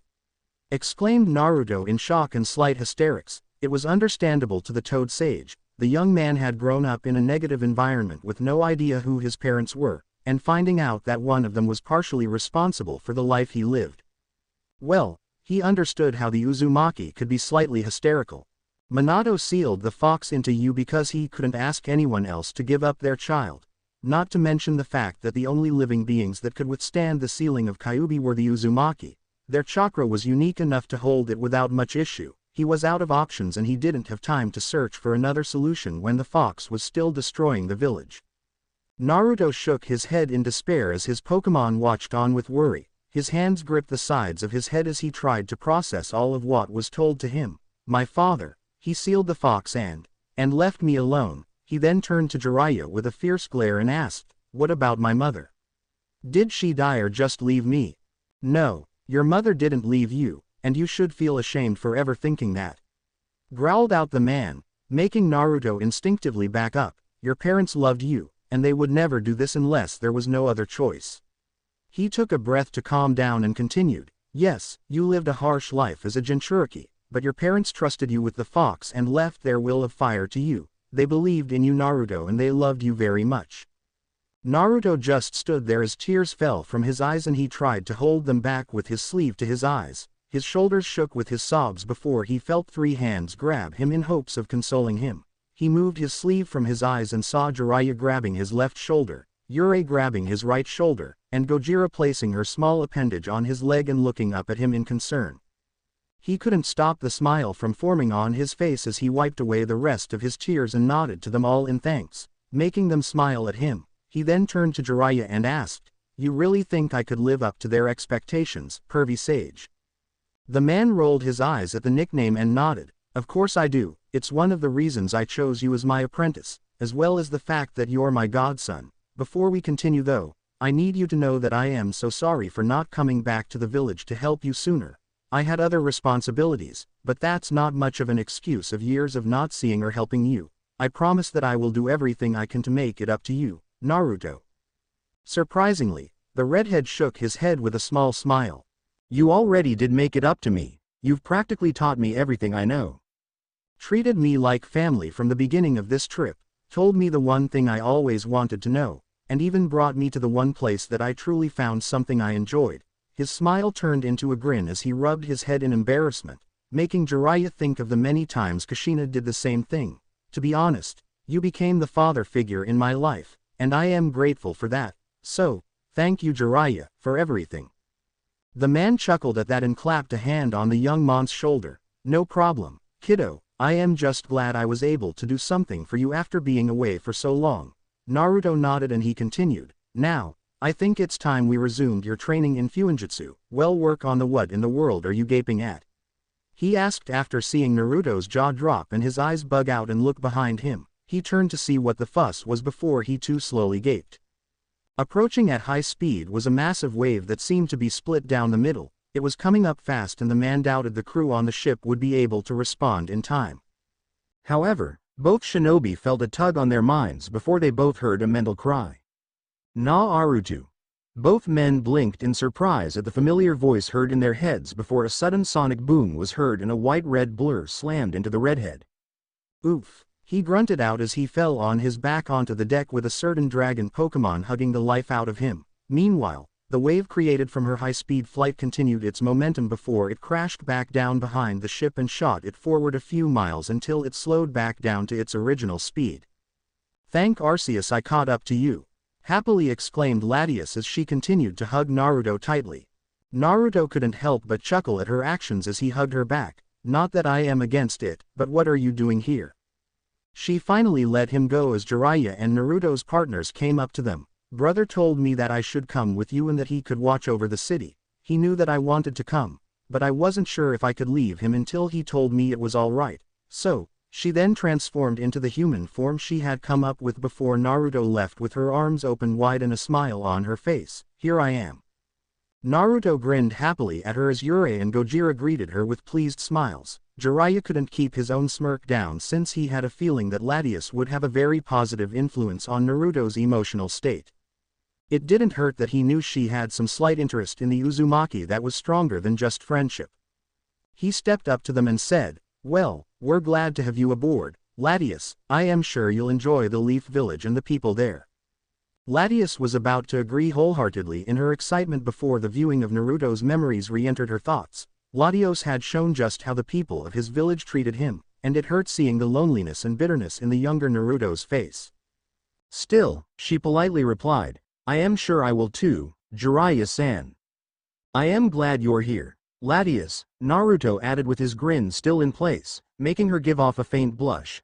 "I can't wait to introduce you to Grandma Tsunade and Shizune and everyone else." "That's all well and good, kid," began Jiraiya, "but she needs some form of identity for our part of the world. Not to mention that we need to help her learn to speak vocally since speaking solely with her telepathy might draw unwanted attention to her. Sure, it could be a great boon in the future, but she needs to learn how to speak anyway." "Okay, I get that, but how are we supposed to give her an identity?" asked the redhead. The grin Jiraiya gave him made him raise a brow. "Why, you are gonna name her, my apprentice? After all, you've given such fitting names to your Pokémon. Why not do the same with her?" The Jinchuriki scratched his head thoughtfully as he looked to Latias, silently asking her if she was okay with it. When she smiled with an eager expression, he got his answer. "I told you before, Naruto, that I am very interested in what you would come up for me in terms of names, don't you remember?" He nodded at that. It was true that she said that when she first led him to the hidden garden of Altomari. Humming in though, he cupped his chin with his fingers and slowly paced the ship while the others waited patiently. After some time, he asked the transformed dragon, "What was that item you and your brother protected?" "The soul dew," she answered. "Right, I think I might have something. One other question though, curvy sage." When the man nodded, he continued, "I need to give her a last name too, right?" The toad sage nodded again, and the Uzumaki slowly had a grin form on his face. "All right then, how about Akare Alto?" The first name gives reference to both her color and what she and Latios protected, while her last name gives tribute to the city she lived in and watched over.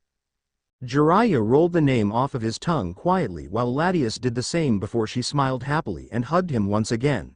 "I love it, Naruto." Naruto smiled in relief at that while Jiraiya and the other two Pokémon laughed lightly at the newly named Akare's excitement. "All right then," he announced. "Welcome aboard once again, Akare." "Thank you. So, how long until we reach the nearest port?" "The one we set off from was in the land of water near the Mist Village," Naruto answered. "It took us about a month of full sailing to reach Altomari and we only stayed for about a week. So, we can safely assume that it will take another full month," continued Jiraiya. "This should allow plenty of time to teach you how to speak at a decent level and also check on a few things." "What do you mean?" "What I am saying is that we need to see just what kind of power Naruto here absorbed during the whole episode with those two thieves. He harnessed a very dark energy before he passed out and I need to see what exactly happened." "Oh, I can answer that for you. He absorbed Pokepower, the energy we Pokemon use for our attacks and techniques. I already deduced that he has dark Pokepower. However, I am unsure of the other one. He would have to call upon it to use it." "And, how do I do that?" asked Naruto with a slight tilt of his head. "I suggest you try and draw it out. Just like with any other energy source from within.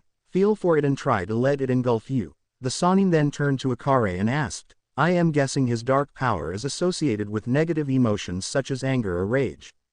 "Not necessarily. It's instinctual for us Pokemon to draw on our Pokepower, but I've never seen a human call upon such abilities, so, it's possible that his powers may be associated with his emotions, either that or they have merged with certain aspects of who Naruto is as a human being."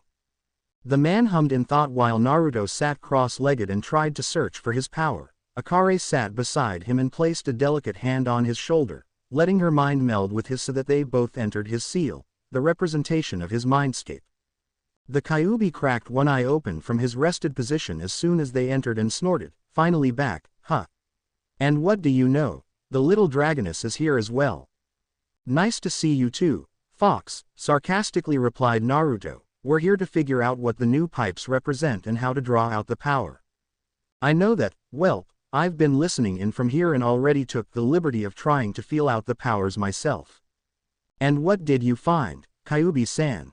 "You were correct in a sense when you said that the powers merged with certain aspects that make the brat who he is. However, exactly what aspects they connect with remains to be seen. My guess is that they've become associated with his blood and ancestry." "Ancestry? Who could possibly have been my ancestor, Fox?"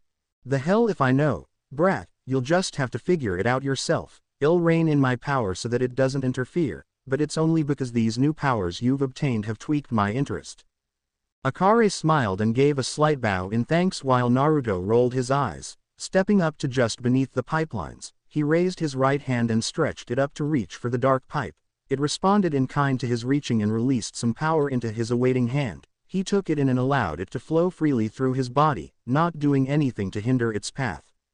Strangely, the power seemed to focus towards his head and into his brain before it latched onto certain nerves. These nerves lead directly to his optical receptors and merged with them, resulting in sudden pain in the Uzumaki's eyes. He cried out in surprise and furiously rubbed at his pain-filled eyes. Akare tried to help calm him down while the Kyuubi watched on with his eyes narrowing slightly. He suddenly perked up and turned his gaze to the pipes before he noticed the dark pipe merge with his internal chakra pipe and darken the color from bright blue to a navy blue. The young monk's heavy breaths brought the fox's attention back towards his host, only to have his eyes widen in shock and slight anger at the familiar sight of the very eyes he despised so much. Staring back at the Kyuubi was a pair of Sharingan eyes. "Those eyes. Why do you of all people have those eyes? It should be possible. You're not a damned Uchiha, so why?" "Naruto," Akare said in a hushed tone, "your eyes are red, and they have two strange black markings in each one." "They what?" asked Naruto as he looked to his reflection in the water at his feet. He stared into his reflection's Sharingan eyes and gaped in shock. How did I? How did this happen? I don't know. Maybe Jiraiya-san has an answer. Yay, maybe, agreed the Uzumaki in a still stunned tone. It was to be expected with the newest discovery. Both of you, get out, roared the fox, a blast of wind hitting the two as he did so. I need to think on this. The two were suddenly ejected from Naruto's mind, and the two opened their eyes to the sight of Jiraiya sitting in front of them with a small notebook out while Jiraiya and Gojira were leaned against the cabin of the ship sleeping. The man looked up from his notebook when he heard the two gasp awake before his eyes widened at the sight of his apprentice's newest features. Groaning and holding his head, Naruto muttered, "Damn fox, he didn't have to blast us out like that." "That was quite rude of him," agreed Akare as she rubbed her own head, "although, he did seem worried about your eyes if his yelling was anything to go by. Unfortunately though, we weren't able to see what your dragon pipe gifted you with." Jiraiya then spoke up. So, his dark Pokepower brought out a Sharingan. That shouldn't be possible unless he had Uchiha blood in his veins, and as far as I know, he has no such blood. The Kyuubi mentioned something about how the two Pokepower types became associated with aspects of his blood and ancestry. Couldn't it be possible that Naruto has an Uchiha ancestor? That question made the Toad Sage give pause and think for a few moments. It might be possible, but it's slim at best. We'll have to have Tsunade give you a blood test when we get back home, kid. Great, groaned the redhead sarcastically. Not like I enjoy hospitals, let alone having my own blood taken out of my body. Ah, man up you whiner, teased Jiraiya with a dismissive wave of his hand, making his student glare at him while Akare giggled behind her hand. Now then, I believe it would be best if you kept your newest gift a secret for now. The Leaf Elders won't hesitate to try and either use you for your eyes or try to take them from you. Naruto nodded, allowing the man to continue. For the next month, we'll work on helping Akare learn how to vocally communicate while you refine your Fuinjutsu studies, train with your partners, and get used to your new eyes. Alright, but I think Akare would be best to help me train with Jiraiya and Gojira. You can help me in sealing while I personally work with the Sharingan. He sighed and added in an afterthought, I still can't believe I have them. I wonder why though. We'll find out when we get back home. One last thing, kid. Naruto returned his attention to his teacher as he finished. Have at least one clone work on your bloodline. So far you've only gotten the basics from what that Darui guy taught you. Naruto nodded as a far-off look appeared on his face. Geez, how long has it been since we visited the Cloud Village, anyway? The man shrugged and answered, about half a year. I am still surprised that I was so willing to help us out. He's usually as stubborn as an ox. Naruto gave an oh well gesture at that. No sense questioning our good fortune. I mean, he only helped us after that big guy vouched for us. Though I still wonder why he did. I am just glad that Darui taught me the basics. Me too, kid. 1 month later, Hidden Mist Village. Thanks again for lending us a ship, boss lady, thanked the red-headed Jinchuriki as the 5th Mizukage saw him, Jiraiya, and Akare off at the village gate. Mei Terumi, the Mizukage, was a beautiful and young-looking woman with a slender figure that had plenty of development, much to a certain pervert's delight. Next to her were her personal guards Ao and Chojuro. With a small smile at the young monk's exuberant nature and overall bright attitude, she replied, any time, Naruto-kun, it's the least I could do after you and Jiraiya-sama helped us finish off the civil war. I just wish we knew where Yagura went. If we see him, well be sure to have his brought back to your village, assured the Toad Sage. I appreciate it, and I hope to hear more great things about you, Naruto-kun. She winked at him as she added, you've got plenty of potential, and I have no doubt you'll be as famous as your teacher one day. Naruto scratched his whiskered cheek in embarrassment while Jiraiya chuckled and Akare smiled. I'll do my best, just like I've done with everything else. The trio then turned to leave and made their way down the path that led toward the Land of Fire. Along the way, Akare and Naruto continued the transformed dragon's vocal lessons. She had made great headway during the month on the ship and was able to speak in small sentences, so now they were refining her speech so that she could hold more complex conversations. Naruto would never forget what it was like hearing her voice speak his name for the first time. It was amazing and beautiful, like the wind hitting a wind chime at just the right angle. When he absently complimented her voice, the two had turned so red that Jiraiya laughed as he was reminded Kushina's blush as a young woman. So, began Akare slowly and vocally, do you think that Tsunade? Naruto nodded, making her smile a little brighter. Do you think that Tsunade will let me join your ninja forces? I don't see why she wouldn't, answered the redhead. Your Pokemoves are so much like jutsu that you can pass them off as such without much issue, though, you may have to start off as a genin if she does. I'd say that's about right, Jiraiya stated, adding his opinion to their talk. You'd be put in the forces as a genin, but you should be able to be promoted fairly quickly after a brief probationary period that allows us to see how beneficial you are. Well, she shouldn't have to worry then, exclaimed the younger male with a grin. She's definitely helpful and she could pass off her psychic powers as a bloodline. True, but that may backfire on her. Kid, you remember what I told you about bloodlines in concerns to the village, right? Naruto cringed, making the man give a slightly grim nod. It might be best to label her power as a personal skill, much like you and I with the Rasengan and Kakashi with his lightning blade. All right, Naruto agreed, not wanting to put his newest friend in a bad spot right away. How much longer until we get home, anyway? If we keep our current pace, we should be able to get home within the next week or so. Naruto nodded while Akare got an idea. Which way? She asked, making both males turn to her. Jiraiya was the one who answered, we need to keep heading west. She nodded before she suddenly transformed into her natural form and instantly hid herself from sight with her down feathers. Using her psychic power, she lifted both shinobi into the air and the three of them rose up into the sky just above the natural mists of the land of water. Brace yourselves, she warned before she, and by extension them, shot off at high speed to the west. Both shinobi were amazed at the pure speed at which they were traveling, the land below passing by like a blur. Jiraiya turned to his apprentice only to give a small smile as he saw the redhead facing forward with his arms stretched out like wings and a bright grin on his face. He had a feeling that Akare would be great for his emotional state, and he was proven right by the total calm and happiness that radiated off of the young Uzumaki. You should have always been this happy, he solemnly thought as he let himself relax in the psychic grip.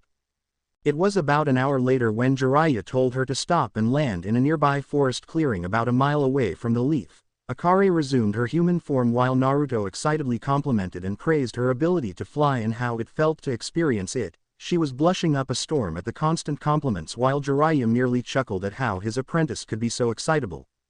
The trio resumed their walk to the village before the gates finally came into view. With a nostalgic tone, Jiraiya stated, there it is, the Leaf's main gate. It's quite large, commented Akare as she looked upward to see the full height of the large wooden gates.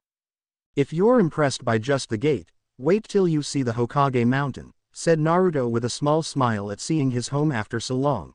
The three were currently walking down one of the village's main streets towards the Hokage Tower where they would see Tsunade, the fifth Hokage and one of the Sannin like Jiraiya.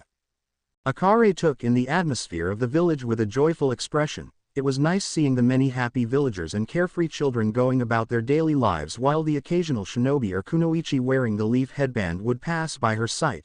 However, she couldn't shake off the memories of Naruto's life that reminded her just how cold these people could be to one of their own. Naruto took notice of her joyful mood sobering and asked, everything all right, Akare-chan? She looked to him with confused eyes as she asked lowly, how were you able to be so optimistic with how you lived? Seeing where she was going with her question, he gave her a reassuring smile and put a hand on her shoulder. She had the faintest of blushes at the warm feeling his touch left. It was my dream of becoming Hokage and showing them that they were wrong about me that helped me get through some of it, but most of it was thanks to the people who accepted me. She smiled at that, remembering the many people that supported the Uzumaki from his memories that Latios showed her. That's good to hear, Naruto. Hey you two, interjected Jiraiya, we better hurry up. Tsunade isn't really known for her patience. Both men shivered in memory of her famous strength from rage while Akare tilted her head and blinked in confusion. Both of them shook off such thoughts and picked up their pace slightly while Akare followed and resumed looking around at the village. Unknown to them, a pinked woman had been walking by and took notice of the familiar color of her old teammate as he walked down the street. With a smile, she quickly began to follow. When the trio reached the tower, they were allowed upstairs by the receptionist and they made their way to the cage office. After Jiraiya knocked, They heard a woman's voice giving them permission to enter before the Toad Sage opened the door and revealed Tsunade Senju seated at the Hokage desk with her student assistant Shizune Kato standing to the side with her pet pig, Tauntaun in her arms. With a grin, Jiraiya greeted, "Hey there, Haim. Miss me?"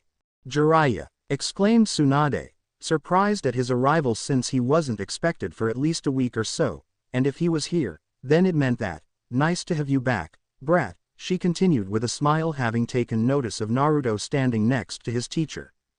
He looked so different in her eyes, and yet he also looked the same as ever. His bright red hair had grown longer and had become quite bushy over the years while his crystal blue eyes gave off the same warmth that they gave her years ago. Gone was the brat in that horrid jumpsuit as well and, while still having some orange, a professional-looking shinobi stood before her. She then moved to the lone female of the group and she was surprised at how comfortable she seemed around the young Uzumaki. She was quite pretty with her white hair, amber eyes, and forehead marking. Her white, red, and black outfit just seemed to add to her cute appeal and she gave off a pleasant smile. "And who might you be?" asked Tsunade. "This is Akare Alto, Granny," Naruto said with a smile. "We met her during our travels and her brother let her come with us back here to the Leaf."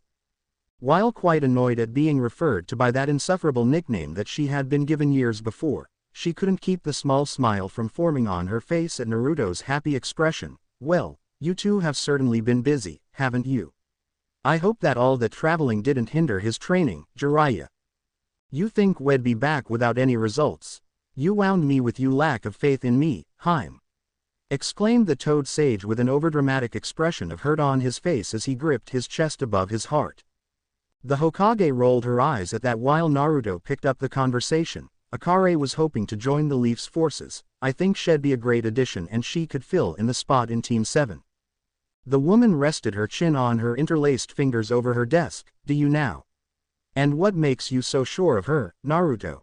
Before Naruto could answer, his friend placed a hand on his shoulder with a silent message to let her talk. Relenting, he kept quiet while Akare stepped forward. "I am confident in my abilities to let me join your forces, Lady Tsunade. I believe I may surprise you with what I am capable of."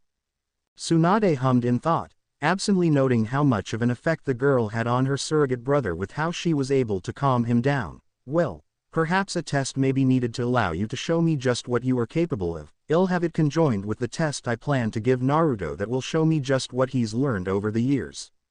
Smiling, Akare bowed slightly and said, "Thank you for the opportunity, Lady Tsunade." "Don't thank me yet," warned the woman. "You still have to pass after all." She then turned to the Uzumaki and said, "Your test will be held tomorrow and—" A knock on the door interrupted her and Sakura Haruno, Naruto's old teammate, stepped inside the office. She smiled at the sight of Naruto as everyone turned to her before she ran up to him and hugged him. "I knew it was you I saw." While surprised, Naruto hugged her back lightly. "Long time no see, Sakura," he greeted.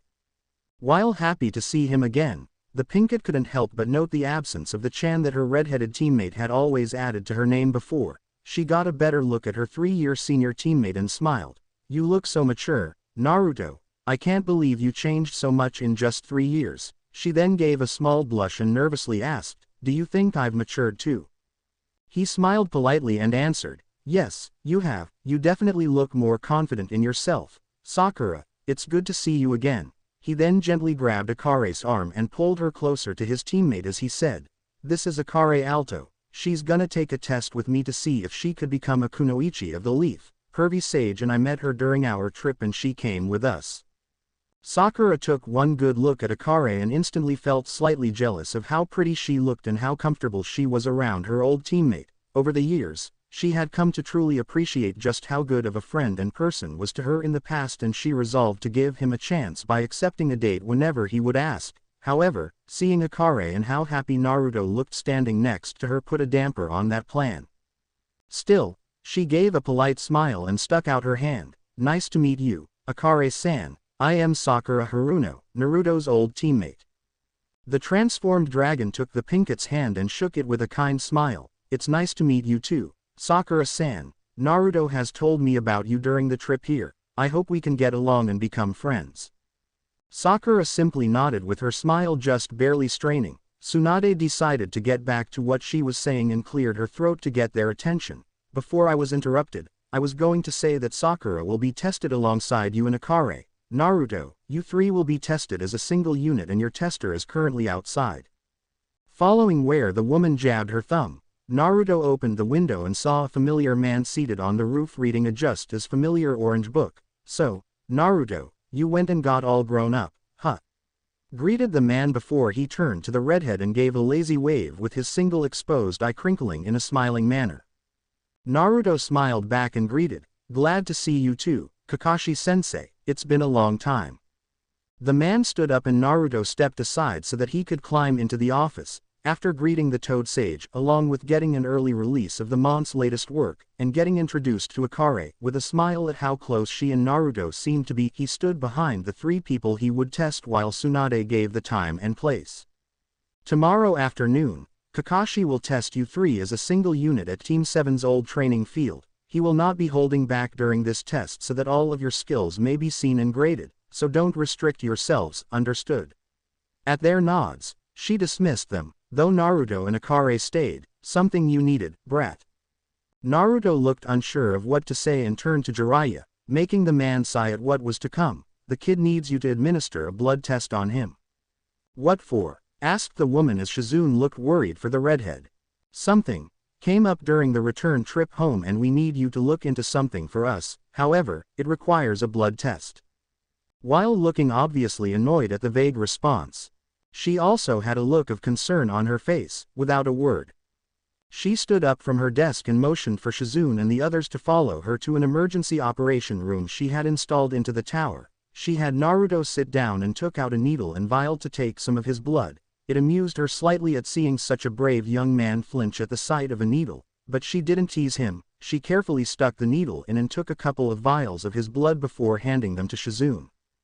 The woman placed them in a machine that was meant to scan and show the genetic DNA within the blood on a computer screen. After a few minutes of waiting, the results showed up on a screen and the Sannin compared them to important families within the leaf in alphabetical order with Shizune's assistance.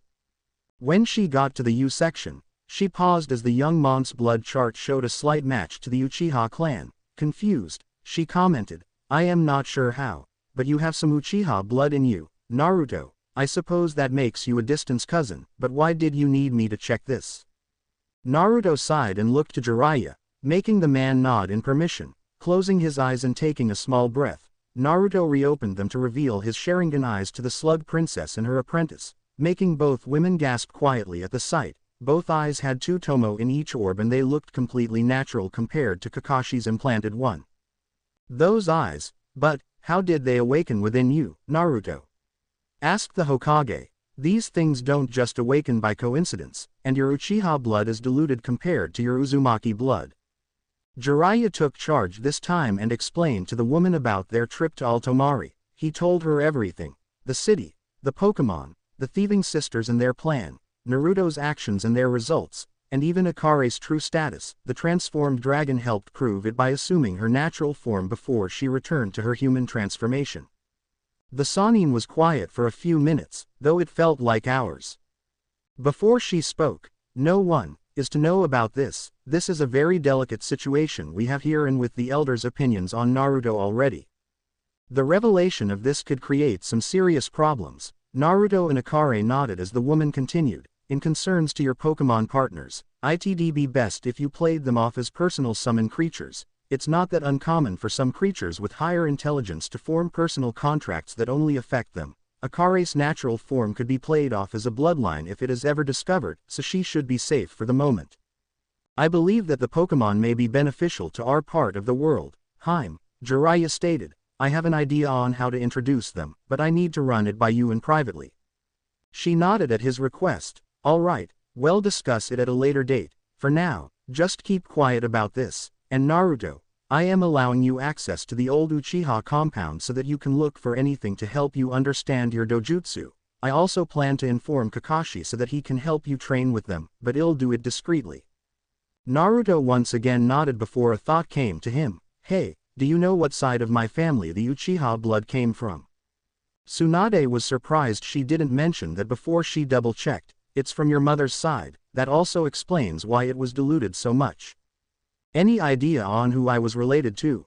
The woman shook her head. Not at the moment, I'll be sure to look through Kushina's old family records. She paused and then asked, you do know your parentage by now, right?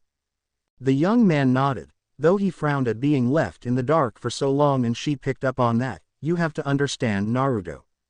We kept quiet because you were in danger. Your father is hated by the Hidden Stone village for his actions in the war. Since he's dead, the next best thing for revenge is you. So, Sarutobi-sensei, Jiraiya, and I kept quiet to help protect you. Now that you know, it's important that you keep quiet about this too until you know for sure that you're strong enough.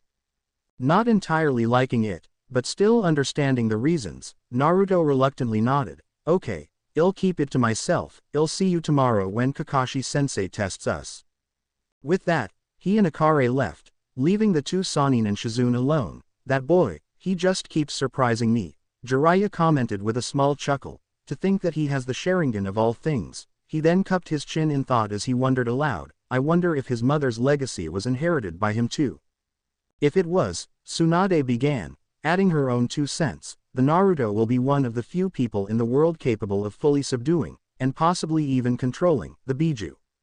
Amazing, Shizune whispered, imagining the idea of Naruto standing over the Biju with his Sharingan active and a certain ability being present. In any case, I am looking forward to seeing him, Sakura, and Akare perform tomorrow, the Hokage stated as she made her way back to her office. A warm smile appeared on her face as she finished, things are looking up for our home. After leaving Tsunade's office, Naruto had taken Akare to his favorite eatery in the village, Ichiraku Ramen. Of course, it was his favorite due to not being served anywhere else and because he was close to the ramen chef family. She didn't mind in the slightest at being taken to what many in the village would call cheap food, so long as the place was friendly and the people were accepting, then she was fine. So, it made her smile brightly when, as soon as they entered the curtains, they were greeted by a smiling Ayame Ichiraku. Welcome to Ichiraku Ramen, she greeted. How may I? She suddenly stopped short when she took note of the red-headed man standing before her. Her eyes widened and she raced around the counter to embrace the Uzumaki with a joyous cry of, "You're back." Naruto smiled as he hugged back the female chef. It's great to see you again, Ayame. I just got back today and came from a meeting with Grandma Tsunade. So you didn't come here first? Asked the brunette as she let go of the Jinchuriki and gave him a mock scolding look, complete with wagging finger. Tisk tisk tisk, that just what do, Naruto, I expected better from our #1 customer. He rubbed his head sheepishly at that while Akare giggled at the obvious closeness the two had. The Uzumaki took this opportunity to introduce the transformed Pokémon. Ayame, this is Akare Alto. She came with us during the trip and is being given a chance to join the Leaf's Ninja Corps. The chef looked to the amber-eyed female and smiled in greeting. Nice to meet you, Akare-san. I hope my little brother didn't bother you too much. Oi, I resent that, he complained while crossing his arms. Hush, you, silenced Ayame, the women are talking.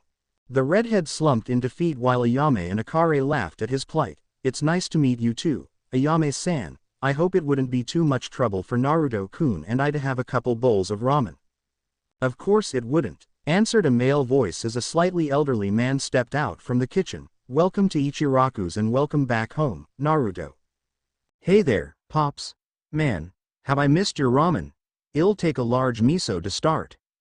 The father chef nodded before he turned to Akare. And you, miss? Akare Alto, she answered before adding, and I'll have what Naruto-kun's having. 2 miso ramen, coming up, he exclaimed before heading back to the kitchen, leaving the younger patrons of the stand to talk. Ayame asked Naruto about his trip, asked Akare about Altomari, and asked them both about how they met. Of course, everything had to be downplayed so that the classified information was left out. But Ayame still got enough to satisfy her questions. Naruto gave her a brief overview of his training. Akare told her of the beautiful view of the ocean her home got, and they both left out the issue with the sister thieves at Altomari. Eventually, Tucci came back out with their ramen and Naruto ate it with his usual gusto. Though he made sure not to look like a total glutton, Akare on the other hand calmly took her first bite of the ramen noodles and immediately enjoyed the symphony of flavors that entered her mouth. Both Tsuki and Ayame knew that they had just found another regular.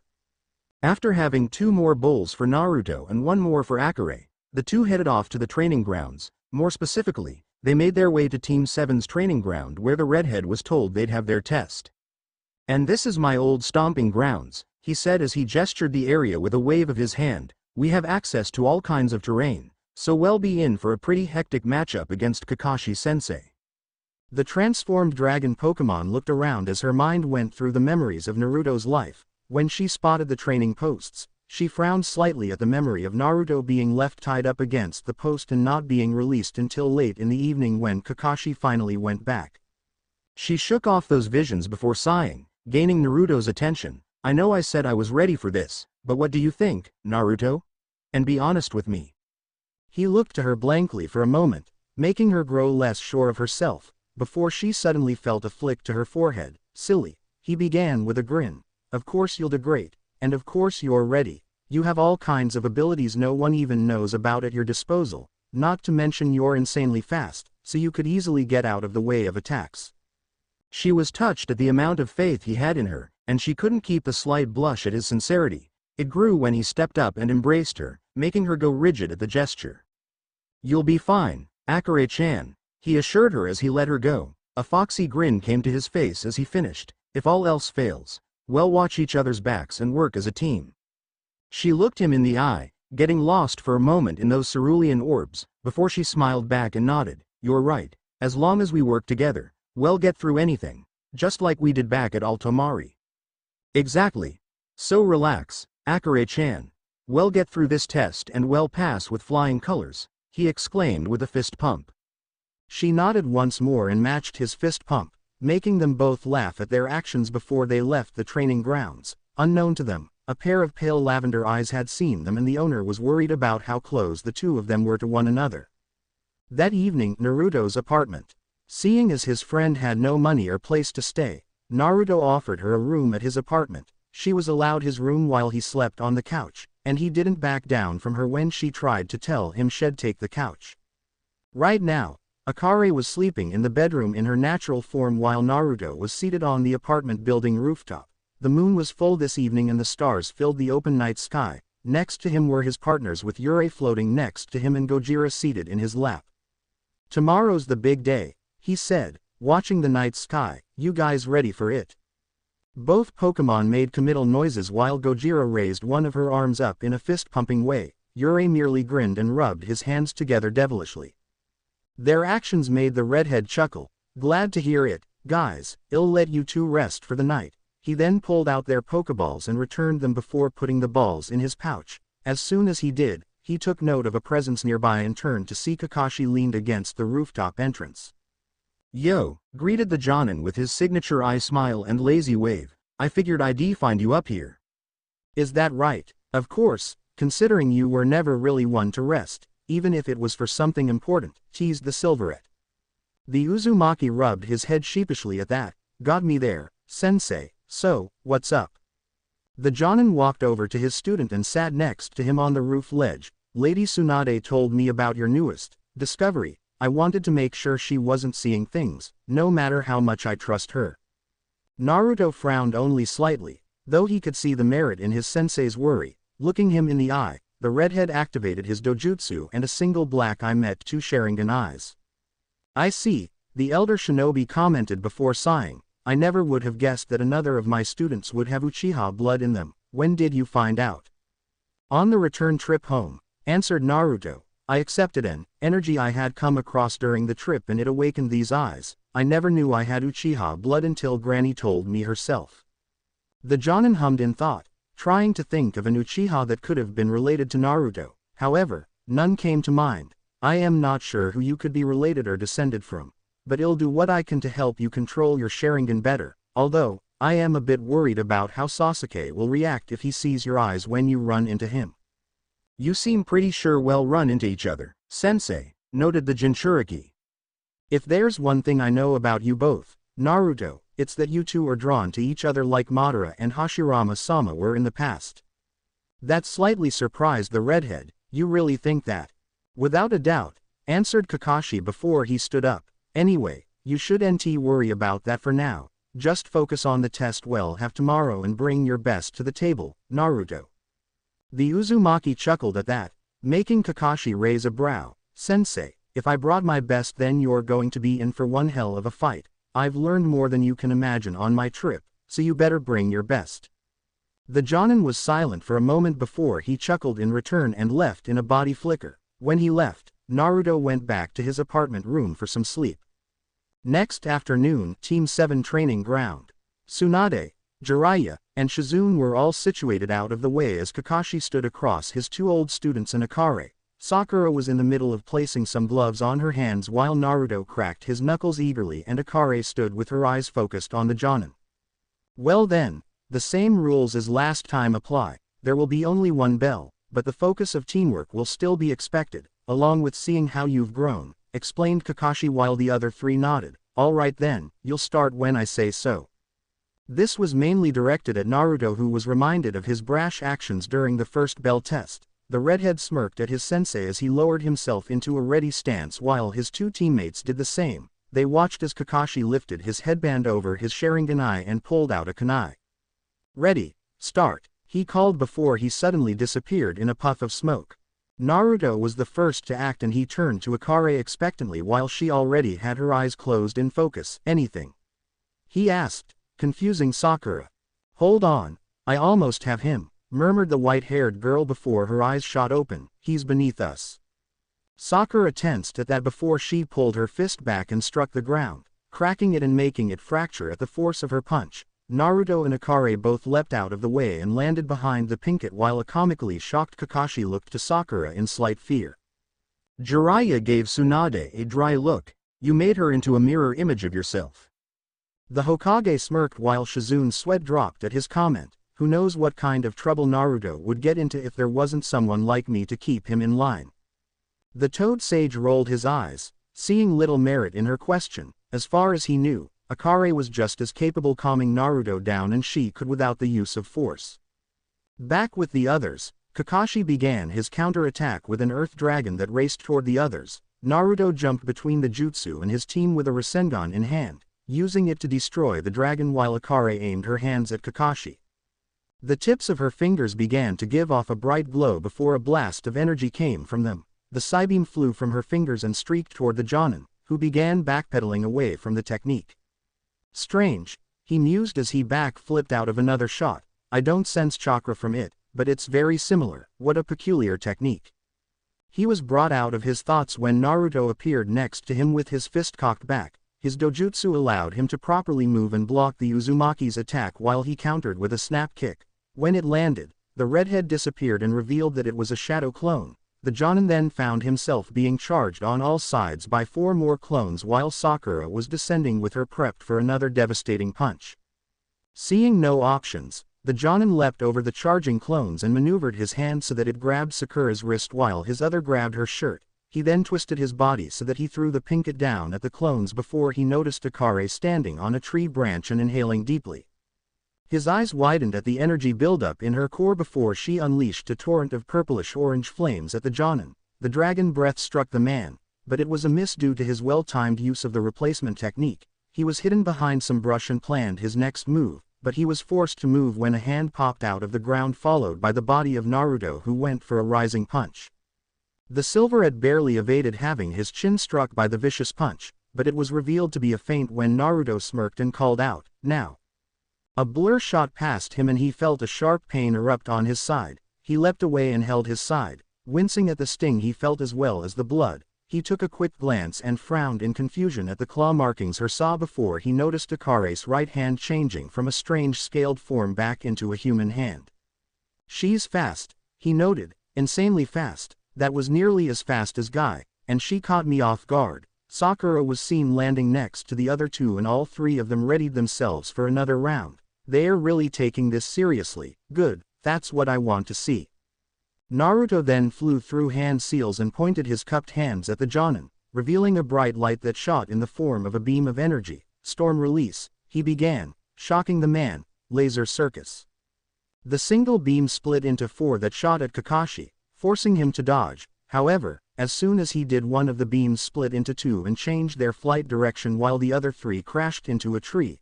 The tree had its trunk splintered from the jutsu, showing Kakashi the force it had at its disposal.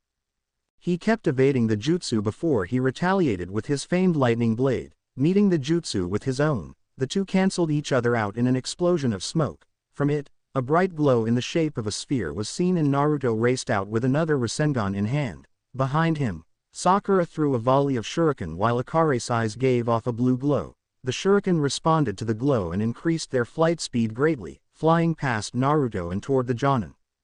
Kakashi pulled out a kunai and charged it with his lightning chakra before he batted away each of the shuriken and readied another lightning blade in his free hand. He charged at Naruto with his Sharingan eye blazing, taking note of Naruto's own Sharingan eyes activating. So, a game of chicken, huh? Mused the silver-haired shinobi as the two jutsu met in a fierce clash.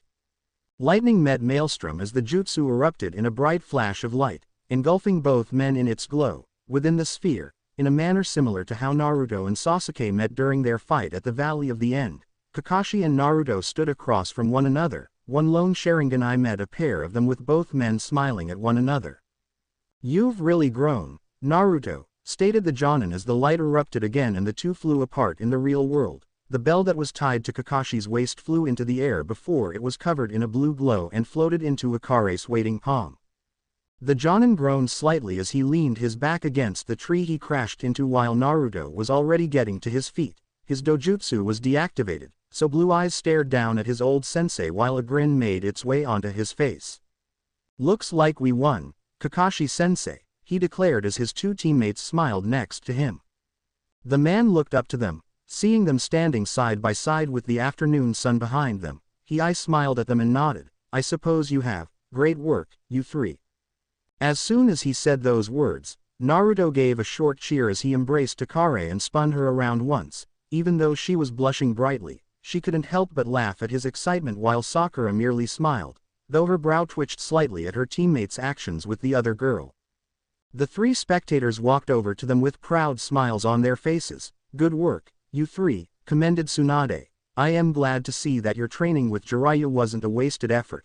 Sakura, you've made me proud to call you a student of mine. And Akare, you've shown incredible skill and teamwork. As such, I've decided to add you officially to our ranks.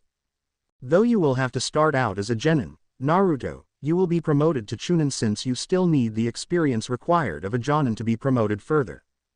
Naruto nodded and accepted the chunin vest given to him, putting it on over his clothes and leaving it unzipped. "Thanks for this, Granny," he said with a grin while the Hokage sighed tiredly at the use of her nickname. "So, is Akare-chan going to join Team 7? The slug Sannin nodded. "Yes, I believe that she will be a fine addition to your team. Now, you three will." She was interrupted by a bird screeching and heading for them. She held her arm out, letting the bird land. Before she took the scroll that was tied to its back, opening it up, she read it carefully before she frowned and looked to the new Team 7 seriously. "Change of plans. You four will head to the Hidden Sand and assist them in both the recovery of Konkuro and the retrieval of Gaara of the Sand." Naruto's eyes widened in shock. "Gaara? What happened to him?" he asked worriedly. Tsunade sighed before she answered solemnly. "He was taken by the Akatsuki." Half an hour later, village gates. Team Kakashi, named for Kakashi's role as the team leader, stood at the gates of the Hidden Leaf ready to move out. Jiraiya was there as well with some last-minute advice for his student and his friend. "Be sure to face each challenge calmly, Naruto. These are Akatsuki. After all, they may do anything to get you riled up and make mistakes." Naruto nodded and the Sannin turned to Akare. "Make sure he stays calm and enter your true form if need be, but try your best to keep it as discreet as possible." "I will," promised the amber-eyed girl. The Sannin nodded and gave the Jonin a serious look. The Silverhead merely nodded at the unspoken message before Team Kakashi rushed off. Through the trees they flew with Naruto unconsciously taking the lead due to his worry for his friend. Kakashi was right behind him with Akare right next to him while Sakura took up the rear. The transformed Pokémon looked on sadly as she felt the desperation coming off from the redhead. Feeling bold, she increased her speed so that she was right next to him before she gently took his hand in hers. He tensed slightly at the unexpected feeling before cerulean eyes met amber orbs, worried met caring as she squeezed his hand softly. "Don't worry," she mentally comforted, making sure to only focus on him. "Well, get your friend back and well make sure he gets back to his village safely. Please calm down, Naruto-kun." They kept jumping along their path with the other two watching in their eyes, silent conversation. Sakura also felt jealousy bubble up inside her at how close this stranger was to her oldest teammate, and she knew that if she felt like this, then a certain heiress would most likely snap at the sight. Naruto slowly smiled at his friend, returning the soft squeeze of their joint hands. "Thanks Akare-chan," he whispered, making her smile beautifully at his calm state of mind. Giving his hand one last squeeze, she let go of him and kept up the pace so that they were jumping side by side. Kakashi smiled at the sight while Sakura clenched her fists but stayed silent. During their travel, they ran into Altomari, Gaara's older sister, and explained the situation. She instantly grew just as worried as Naruto was and began to follow them back to her home village. With the group now being 5 and traveling at a great pace, they rushed off to help the kidnapped Kazekage. With Jiraiya, Hidden Leaf Catacombs. While his apprentice in charge were out to rescue the Kazekage, the Toad Sannin took it upon himself to try and figure out the mystery that was Naruto's ancestry. He knew that Minato's family had come from a small village within the Land of Lightning, so the Uchiha blood was out on his side. This also further proved Tsunade's discovery of the Uchiha blood being from Kushina's side of the family. And so, here he was in the catacombs of the Hidden Leaf in hopes of finding something within the old documents that were stored there. So far, he had been through 2 rooms stacked full of old papers concerning the village during the time his old sensei was Hokage and when Tobirama Senju was Hokage. He was about to enter the room holding documents during the first Hokage's time before he tensed at the feeling of being watched. In a flash, he threw a kunai and struck a rat that surprisingly exploded into ink that instantly dried up. He frowned at that, wondering who the user of the interesting technique was. Not sensing anyone else, he opened the door and looked around the large room. It was styled like the others, as a very large office filled with boxes of documents while still leaving room at the single wooden desk. The Sannin sat down at the desk, looking through the papers and small booklets in search of anything. However, he found nothing after a half an hour of searching. Sighing in frustration, and nearly giving into the urge to toss the papers aside in anger, he placed his hands on the desk and stood up. But when he made to move, he felt one of his hands glued to the desk and saw a small hidden seal appear near his thumb. He then felt a significant drain on his chakra reserves before a plume of smoke erupted from the seal. When it cleared, Jiraiya's hand was placed on top of a journal that had the Uchiha fan symbol on the front. Curious, he opened it and his eyes widened at the handwritten note on the inside of the cover. They widened even further at the signature and the symbol stamped next to it. The stamp was that of the Uzumaki clan, and the note was written by Mito Uzumaki for one Madara Uchiha.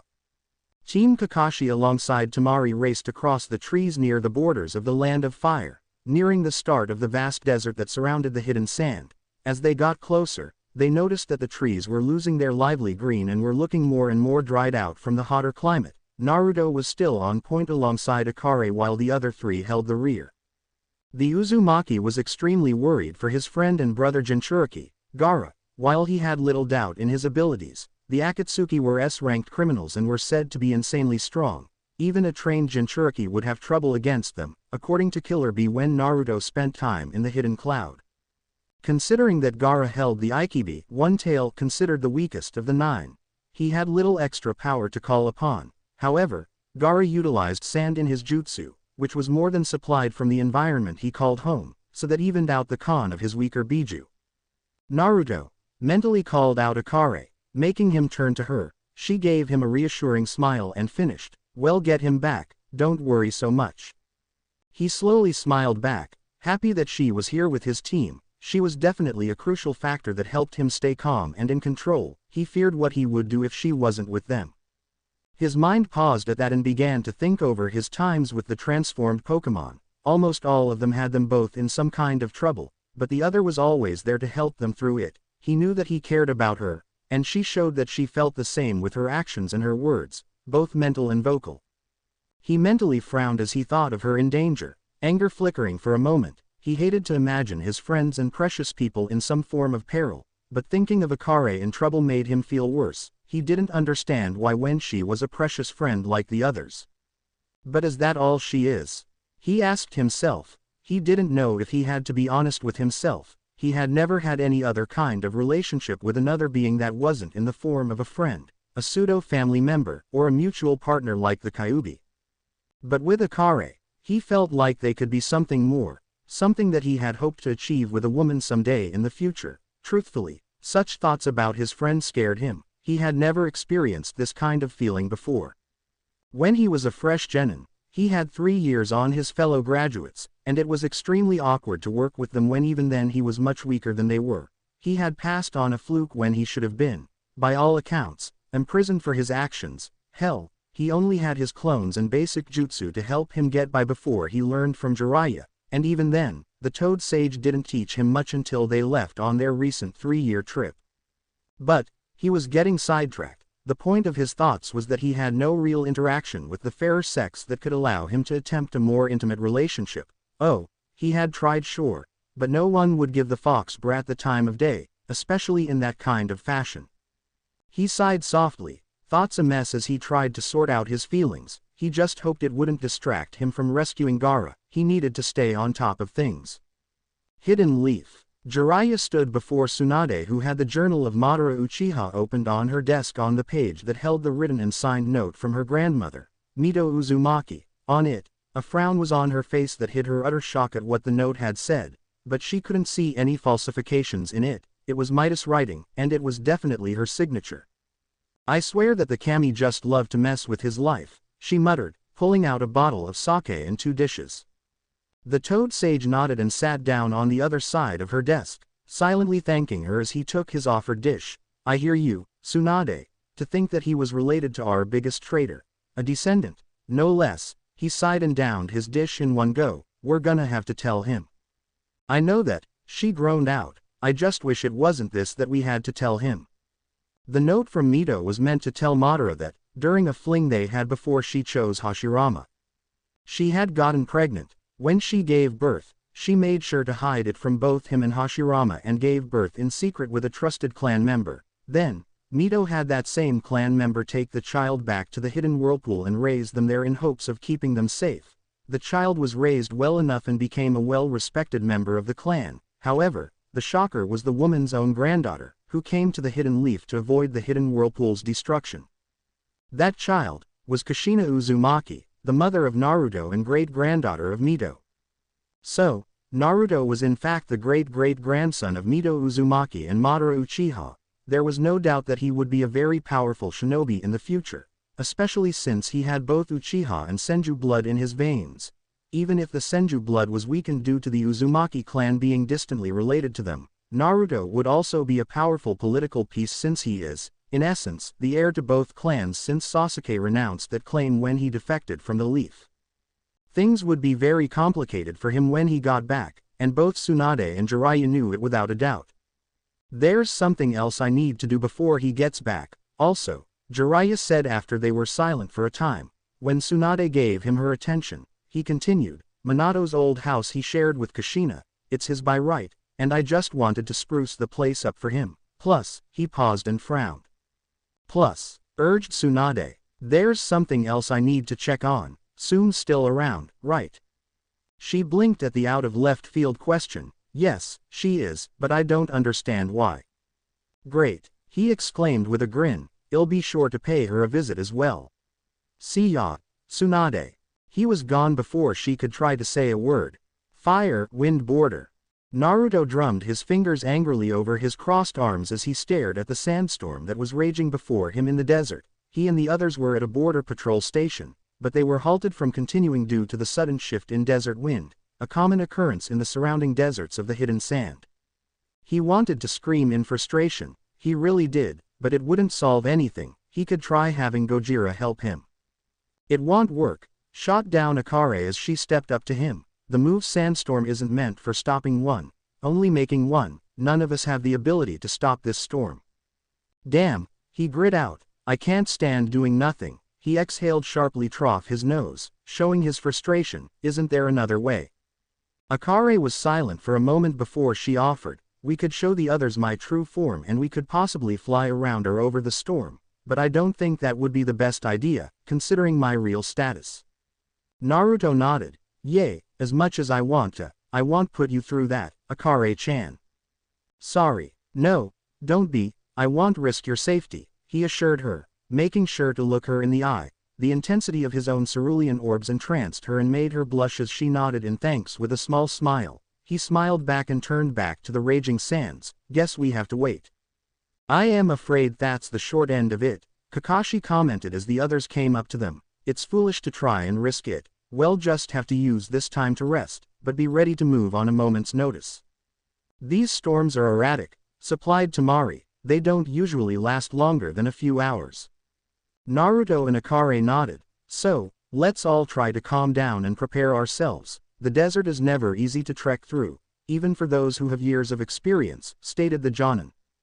The others took to sitting around the immediate area to wait. To Sakura's annoyance, Akare sat next to Naruto and the two just stayed quiet, but their faces made expressions that showed a conversation. It angered her that her teammate was able to have a seemingly unvocal conversation with some girl she never met before. Kakashi and Altomari also took note of it and both seemed generally happy for the red-headed Chunin. Kakashi was happy that he seemed to find a cute girl to be around him while Altomari was more along the lines of happy her brother's best friend was doing well for himself. Meanwhile, Naruto was discussing Pokepower with Akare and the Kyuubi. So, I have dark Pokepower empowering my Sharingan. Is there a way to call on it separately? I don't think so, Akare answered. It seems to have merged fully with your natural chakra stream. In short, it's now a part of your own natural power. Your chakra may be a bit darker now from it, but I don't think anything else will change. I saw no other changes other than you acquiring those accursed eyes, added the fox. However, just because you have those eyes, don't think that it'll just submit to you like I did to Madara in the past. Wouldn't dream of it, Kyuubi, declared Naruto. I refuse to control anyone with these eyes and I'll only use them if I need to. Itachi will be exception though. According to Pervy Sage, he's had these eyes for years in the evolved Mangekyo stage as well. I'll need to be careful around him. The three of them kept their mental discussion until the winds calmed enough for the five of them to enter the desert. They rushed in a blur, racing to the hidden sand. With Jiraiya, the Toad Sage was rubbing the back of his head nervously as the hardened gazes of Sume Inuzuka and her canine partner, Kuromaru, stared at him. Now, I know I did you wrong a couple of times in the past, he began. I should rip off your balls and turn them into a chew toy for our more feral dogs, she stated, fully calm in tone, but, for the sake of professionalism, I want, now, what do you want? Mentally thanking every deity for dodging the bullet, he asked, I was wondering if Minato and Kushina left you anything in case they passed. Something for Naruto to inherit someday. Her eyes narrowed at him. What makes you think they did? Sure, we were childhood friends, but I doubt they'd leave me anything to keep safe. Not even if it were their companions, from across the seas. Urged Jiraiya knowingly. You need to watch your tone, pervert, she growled before turning and walking into her home. Follow me. The two humans and the canine walked to an office room where Sume revealed a hidden opening in the floor along with a set of downward stairs. Heading down, the three of them came across two creatures that Jiraiya instantly knew to be Pokémon. He also knew exactly who the two were. Senko, Tsukiyomi, he exclaimed in greeting, grinning widely. The first was a quadruped, mammalian Pokémon. It was covered in yellow fur with a spiky fringe around its tail, and a white ruff around its neck. The fur itself looked to be as sharp as needles, jagged bolts. Its ears were large and pointed, and its eyes and small nose were black. It had slender legs and small paws, each with 3 toes and a pink paw pad. The second was a composite creature sharing physical traits of aquatic and land animals. It was a quadruped with 3 small toes on each foot and dark blue paw pads on the hind feet. Its body was light blue with dark blue ridge around its head and as a ridge down its back. This Pokémon had a split tail fin that had sometimes been mistaken for a mermaid's in the past. It also had a white ruff around its neck, and 3 fins around its head made of cream-colored webbing. The first was Senko Flash, a male Jolteon, while the second was Tsukiyomi Moon-C, a female Vaporeon.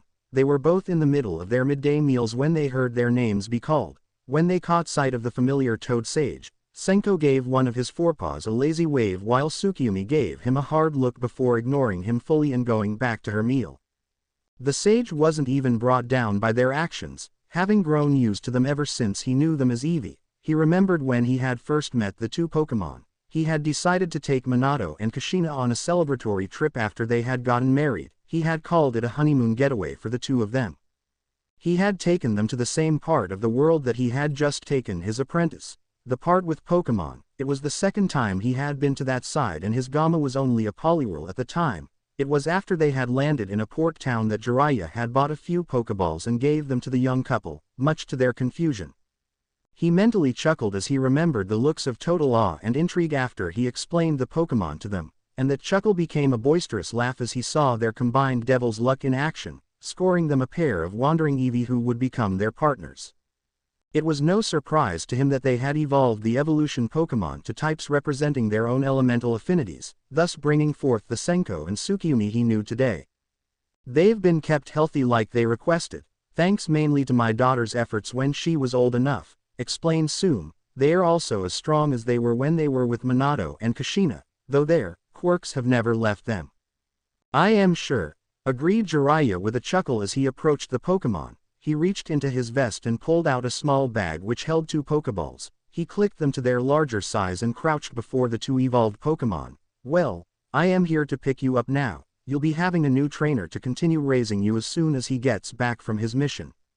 Senko nodded and readied himself to be placed in his ball while Tsukiyomi scowled at the sage. She growled at him and shook her head furiously, denying his proposal. Now, don't be like that, Miss Prissy, teased the Sannin. If it helps, your new trainer is her son.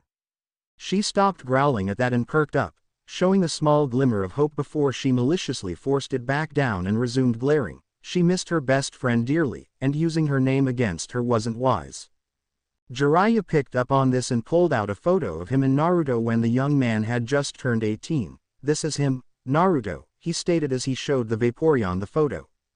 She stepped forward and took a good long look at the redhead in the photo. Her brown eyes looked over every inch of his features, taking them all in and comparing them to Kushina's, before a small smile graced her face. By Arceus, the man looked so much like her with the vibrant hair and cheerful face. The eyes were different, but they had her shape. She stepped back and nodded to the old sage, making him grin. Good, glad you're on board. He'll be very happy to meet you both. He then returned the Pokémon to their respective balls before he secured them safely and out of sight. Turning back, he left the secret room and followed Tsume to the door. Thanks for taking care of them. These 2 are the last living connection he has to them. Besides me, and I am not much. Tsume smirked at the jab he made at himself. True, and it was no problem at all. I know how much they'll mean to him. I want to talk to him someday though. I'd like to get a better understanding of my friend's son. Consider it done, agreed the Toad Sage before he made his way to Minato's house. With Team Kakashi and Chio. After a close call regarding Kankuro being poisoned by Sasori, along with Kakashi being mistaken for his late father, Altomari was told to stay behind in place of an elderly woman who was known as a great puppeteer, and the grandmother of Sasori. Naruto didn't care who joined them, so long as they were able to hurry after Gaara. So, the group of 5 had resumed their chase. With the help of a scent Kankuro got off of Sasori when he cut a cloth of his. They had left the desert and were in the land of rivers in search of a hidden base the Akatsuki were assumed to have gone to in order to extract the Ikibi from Gaara. However, Naruto, who had taken the lead again, stopped when he caught sight of a familiar face. He had a blank face as the others landed beside him, stating only a name calmly. Itachi Uchiha. Standing before them was indeed the Uchiha killer and Akatsuki member. His Sharingan was already active as he calmly stared back. Naruto, how nice to see you again. He slowly gave a smirk to the redhead. You've certainly hit a growth spurt over the years. That's not all I've grown in. I am a bit curious as to what face you'll make when you see just how strong I've become. He smirked back at the traitor of the hidden leaf before he dropped it and shifted in place. But first, I have a question. Oh, and what question could you possibly have for me? Just wondering why you killed off your clan. Last time I saw Sasuke, he ignored Sakura flinching at the name. He said that you killed them on a whim, on the grounds of testing your strength. That is correct. Bullshit, immediately retorted the redhead, a genius ahead of his time, a prodigy, killing off his clan, innocents included, to test his strength. That's a bigger lie than Granny Tsunade's genjutsu hiding her age. There was a hidden meaning to your actions. There had to be. His blue, glaring eyes slowly shifted to their two-tomo red as he finished. Why did you really kill our clan, Itachi? Itachi and the others, save for Akare and Kakashi, tensed in surprise at his actions' words. It was bold, and it certainly let them know one thing. Naruto was related to the late Uchiha clan. Answer me, yelled the Uzumaki. Itachi was silent for a moment, eyes closed, before he met Naruto's gaze with his Mangekyo. Naruto didn't have a chance to react before he was caught in the realm of Itachi's Tsukuyomi, Moon Reader, a blood-red sky with dark clouds, pitch-black features with white outlines, and himself tied to a post reminiscent to that of the ones in the Leaf training grounds. Crap, he muttered as he noticed Itachi standing before him. Well, you wanted answers, began the Uchiha, but first tell me, how are you part Uchiha? It was a recent discovery, admitted Naruto, seeing lying as dangerous when he was far from controlling the situation. It was found mixed in my Uzumaki blood, my mother's blood. I see. Do you have an idea of who she got her Uchiha heritage from? Not a clue. Itachi nodded as he stared down the bound Uzumaki. You're correct about my reasons being a lie. However, I cannot tell you what the truth is. I need it to stay hidden from Sasuke. Naruto frowned in confusion. Why? What is so important that he can't know? Something you must ask Lady Tsunade. Make sure she has the elders tell you as well. You deserve to know as well, since you're kin. You're leaving me with more questions than answers, Itachi, growled out Naruto. That's the idea, teased the Uchiha good-naturedly before a flash of light caught their attention and Akare was seen emerging from it with a determined face. Let him go, she yelled, thrusting her hands forward with a burst of psychic power. Itachi felt himself get pushed away by an unseen force while Naruto's binds were broken and he was pulled to her side. Once he righted himself on his feet, she grabbed his shoulder and flared her power again, surrounding them in another burst of light before their vision refocused on the outside world. Wow, what a trip, muttered Naruto playfully. Sorry, but I don't plan for us to make any more stops there, returned the Pokegirl just as playfully as they saw Kakashi run Itachi through with a lightning blade as the Uchiha seemed unfocused still. However, the Itachi before them was revealed to be a highly elaborate transformation using the body of one of the members of the Hidden Sands Council, according to Chio. Still, the transformation was strong enough for them to use Itachi's Mangekyo, so Naruto couldn't help but respect it slightly. They continued on, met up with Team Guy, Might Guy, Rock Lee, Neji Hyuga, and Tenten Higurashi, and then got past a seal barrier that had 5 tags to remove. One of them placed on a huge boulder blocking a cavern entrance. Unfortunately, Team Guy was held up by copies of themselves, so Team Kakashi and Chio entered alone to witness Gaara on the ground with Sasori to the side and a blonde man sitting on Gaara. About time, exclaimed the blonde. I was starting to get bored waiting. Calm down, you idiot, warned the calm, yet gruff, voice of Sasori. We're a bit outnumbered here. Naruto was frozen at the sight of Gaara, his friend and brother Jinchuriki, being used as a seat. He wanted to yell for him to get up, but he knew that the cage was already dead. His anger boiled and his hands clenched as he tried to keep from lashing out. Akare felt his rage and grabbed his hand, making him jump slightly in surprise before he calmed when she squeezed it.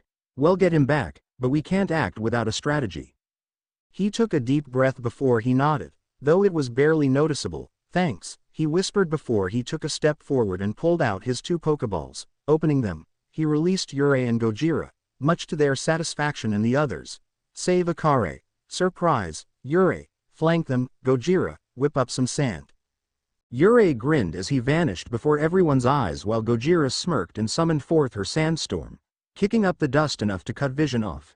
Akare smiled at the smart plan and even used the light in the air to reflect off of her and disappear alongside Yurei. Naruto meanwhile turned to the others and nodded his head to the sandstorm. Kakashi got the message and nodded. Though he had his Sharingan out and ready, Chio couldn't help but smirk at the Uzumaki's ingenuity. The plan was out of nowhere, but it was definitely usable. Sakura was also proud of her teammates' planning skills, but she was still surprised by the 2 creatures he brought out.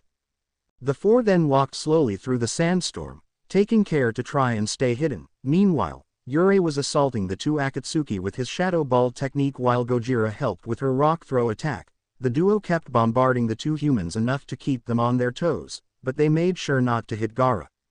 On her end, Akare used her power to telepathically pull Gaara to her and out of the line of fire. Once he was close enough, she grabbed him and made her way back to the entrance. She had just made it when she heard the sounds of combat and felt the sandstorm weaken. She turned back just in time to see Naruto spin out of the way of a flying clay creation that detonated like an explosive when it hit the wall. Kakashi and Naruto were handling Deidara with Gojira while Yurei assisted Sakura and Chio with Sasori. Akare wanted to join in, but she decided to stay and protect Gaara's body while she would telepathically help Naruto and his Pokémon. Chio was able to counter Sasori with the usage of chakra strings on Sakura's body while Yurei played Living Shield and took the poison needles. The damage from the weapons was severely weakened due to his natural poison type, however, that didn't stop him from dodging and misdirecting needles as well. With Naruto and Kakashi, they had to stay on the evasive due to the clay bombs coming at them in various shapes and forms. Gojira tried to take some on, feeling her natural rocky skin would protect her enough. Unfortunately, one larger than normal bomb detonated in front of her directly and blasted her back into the wall with her skin cracked badly from the force. Gojira, cried Naruto in concern, sending a wave of clones to distract Deidara while he checked on his Pokémon. He crouched next to her and held her up as she blearily looked up at him. Hey, you did awesome, but I want you to rest and try and stay out of sight. That last one got through to you pretty badly and I don't want to lose you, Gojira. She looked away from him in shame, feeling angry at herself for being weak. As he set her down, she felt even angrier and shook, unconsciously making the ground around her tremble. Many rocks began to break apart from the earth and flew into her, latching onto her cracked skin. More and more followed before they began to take shape and a glow erupted, much to Naruto's surprise. When the light died down, Gojira had changed from her green reptilian look. She now was encased inside a thick shell made of grayish-blue rock. Her red eyes were able to be seen through 2 holes in the shell, and 2 more holes directly above resembling eyebrows. The upper portion of her body was covered by a mask-like plate with 4 large spikes on either side with 3 additional spikes protruding from her forehead. Pupitar, she roared before she shot forward, propelling her body with gas shooting from the small vents in her armored shell body. Deidara saw her coming and sent some bombs at her again, but to his shock she brushed them off and kept her charge without losing momentum until she crashed into his chest. The force knocked the wind out of him and pushed him back just as Chio and Sakura finished off Sasori and his army of living puppets. Naruto was in shock at what he saw before he grinned and held his right arm out with a clenched fist. I hope he doesn't mind that I am using this, he mumbled to himself as he clenched his muscles and covered his arm in lightning chakra. In a rush, he shot at Deidara and reached him just as he was getting up, striking directly where Gojira had hit before with a roar of lariat. Ow!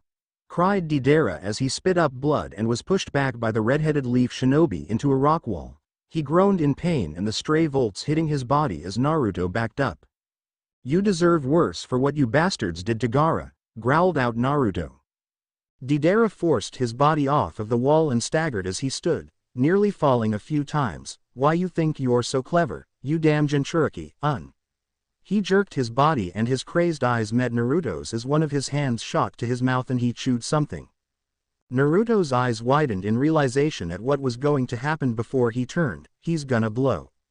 He yelled as he raced to the exit and returned his 2 Pokémon on the way. Kakashi and Sakura, who was carrying Chio, rushed after him to the exit in hopes of making it in time.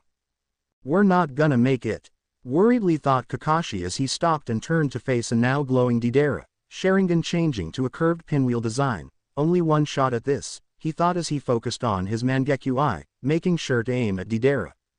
A flash of light blinded everyone, but as it died they were concerned at the serious lack of an explosion, whether it was a lack of sound or feeling. They turned and saw that Kakashi was on bended knee, gasping for air and trembling in his prone position. Naruto rushed over to him and caught him just as he finally lost consciousness. The redhead sighed in relief after making sure his sensei was all right before he looked to where Deidara once stood ready to die in an explosive end. By the kami, that was way too close, he mentally noted. We were seriously underprepared for this when we went in without any knowledge of these 2. We'll have to make sure to let Lady Tsunade know then, mentally replied Akare, having read his outward thoughts. Yay, that's for sure. Hidden Sand. That evening, the village was in a mix of celebration and mourning. They were beyond grateful that their cage was back and safe, but they mourned for the sacrifice Elder Chio had made in order to bring Gaara back from the dead. To Naruto, it was an act that he would never be able to thank and repay her for. She had given him his best friend back after a cruel death from the Akatsuki. Right now, he was standing on the rooftop of the hotel that he, Team Guy, and his team were staying in for the night. With him were Yurei and the recently evolved Gojira, who looked very proud of herself for not only growing but helping her partner. Of course, Naruto had reassured her that she would never be a burden or unhelpful to him since she was part of his family now. The two were currently enjoying some of the delicacies that only the hidden sand could offer while Naruto leaned against the roof's railing, staring out across the village. It looked so peaceful to him, and he was thankful for that. Like Jiraiya, Naruto wished to one day bring the world together for the sake of peace so that no one would feel the coldness of sorrow and hatred anymore. Jiraiya had stated that he doubted he'd be able to see that day come, so he had entrusted his will unto Naruto, who took it without hesitation. The Uzumaki wouldn't stop trying until he was too old to move, or someone killed him. That was the promise he made to his master. A flash of red caught his attention and he turned just in time to see Akare, in her natural form, heading out towards the desert. Curious, and slightly concerned, he returned his partners and rushed off after her. He took to the rooftops and then stood atop the natural rocky walls surrounding the village before he saw her again. His breath was taken away as he saw her flying across the starry sky, moving gracefully through the night as if she was in the midst of a beautiful dance. She spun with the breeze, looped in perfect spheres, and even used her powers to lift the sand to dance around her. Those glowing white orbs that signified her psychic power entranced him and left his cheeks warm as he couldn't tear his eyes away from her. A smile graced his features as he sat on the rock wall and led his partners out to watch as well. The red Aeon Dragon danced across the skies all through the night with her secret audience, and she smiled to herself as she felt his presence gazing upon her. She was glad he could see her doing one of her most enjoyed activities, and she even hoped to have him join her someday. With Naruto, those thoughts before concerning how he felt with her came back, and slowly he realized that he really was attracted to this woman who had become one of his best friends in just one day. He truly wished to be with her in the future. It scared him, these feelings he had, but it also gave him a drive to try and explore them with Akare. He just hoped that she would share these feelings. Know that you all are more than welcome here for your actions, stated Gaara to the two Leaf teams the following morning. I doubt I will be able to repay you or the Leaf for your actions. We may have lost an important member of our home, but her sacrifice will be remembered for years to come. The Leaf shinobi all nodded before all but Naruto bowed to the Kazekage. Instead, the Kyuubi Jinchuriki smiled and stepped forward, bringing his friend into a brotherly embrace. While surprised at the action, Gaara returned the gesture before the two separated with an arm on the other's shoulder. Take care of your village, Gaara, Naruto said with a grin. I'll catch up to you soon, count on it. Gaara gave a small smile at that. I'll be looking forward to it, Naruto. With their farewells done, the two teams headed back home through the desert. It was slow going, unfortunately, due to Kakashi's body still suffering under the effects of his Mangekyo Sharingan. Because of this, Guy had taken it upon himself to help his friend and rival travel. While Kakashi and Guy spoke and caught up, Team 9 took this opportunity to properly welcome back their Uzumaki comrade. It's very good to see you, Naruto, greeted Lee exuberantly. Your flames of youth still burn brightly, I see. Naruto chuckled uneasily, never truly getting used to the youth talk that Lee and Guy were famous for. Good to see you guys too, how are things? Tenten cut in before Lee could go off on another youth rant. We're doing well, Lee and I are both Chunin now and Neji here is Jonin. Is that right? Congrats, Neji. Thank you. I must admit that I don't know if I would have reached the level I am at if it wasn't for you, Naruto, stated the Hyuga. Me? Asked the redhead in confusion. What do you mean? Neji gave the Jinchuriki a friendly smile. You helped me open my eyes and stop believing in the concept of fate so much. After that, I was able to patch things up with Lady Hinata and we both helped each other get stronger. At that, Naruto grinned bashfully. Ah, you don't have to thank me. I am sure you would have seen it yourself eventually. Or even had another friend show you. That last comment was directed at Lee, who most likely would have done just that if Gaara hadn't crippled him when they were all genin. Tenten then asked, so, how was your training trip? I remember that you told me about it when you were stocking up for it. It was great, Naruto exclaimed. I learned so much from Jiraiya, and I got to see so many cool places. I even met two other Kage. That declaration caught everyone else, save for Akare, by surprise. You never mentioned that when you were telling me about your trip, Sakura accused. Sorry, I was mainly wondering how things were back home and it slipped my mind, apologized the Uzumaki to his Pinkett teammate. But yay, I've met the Raikage and the new Mizukage. I gotta say, their villages are both pretty cool, and I met some awesome people from both. You went to the hidden cloud? Neji asked, slightly tense. Naruto noticed this and replied, "Yay, I also asked the Raikage, about that incident years ago that you told me about. It turns out that he was still in the process of becoming Raikage officially when it was happening. He never knew about that night until it was brought up to him by the council. After that, he disbanded the council and retook all of the political power." Neji frowned at that. "And what of my father's body that the cloud took?" Everyone else felt a bit out of place in this part of the conversation. Don't worry, I asked him about that too, and he said that Hell sent an envoy soon to deliver it and talk with Granny Tsunade about a real alliance. Or at the very least, trade agreement.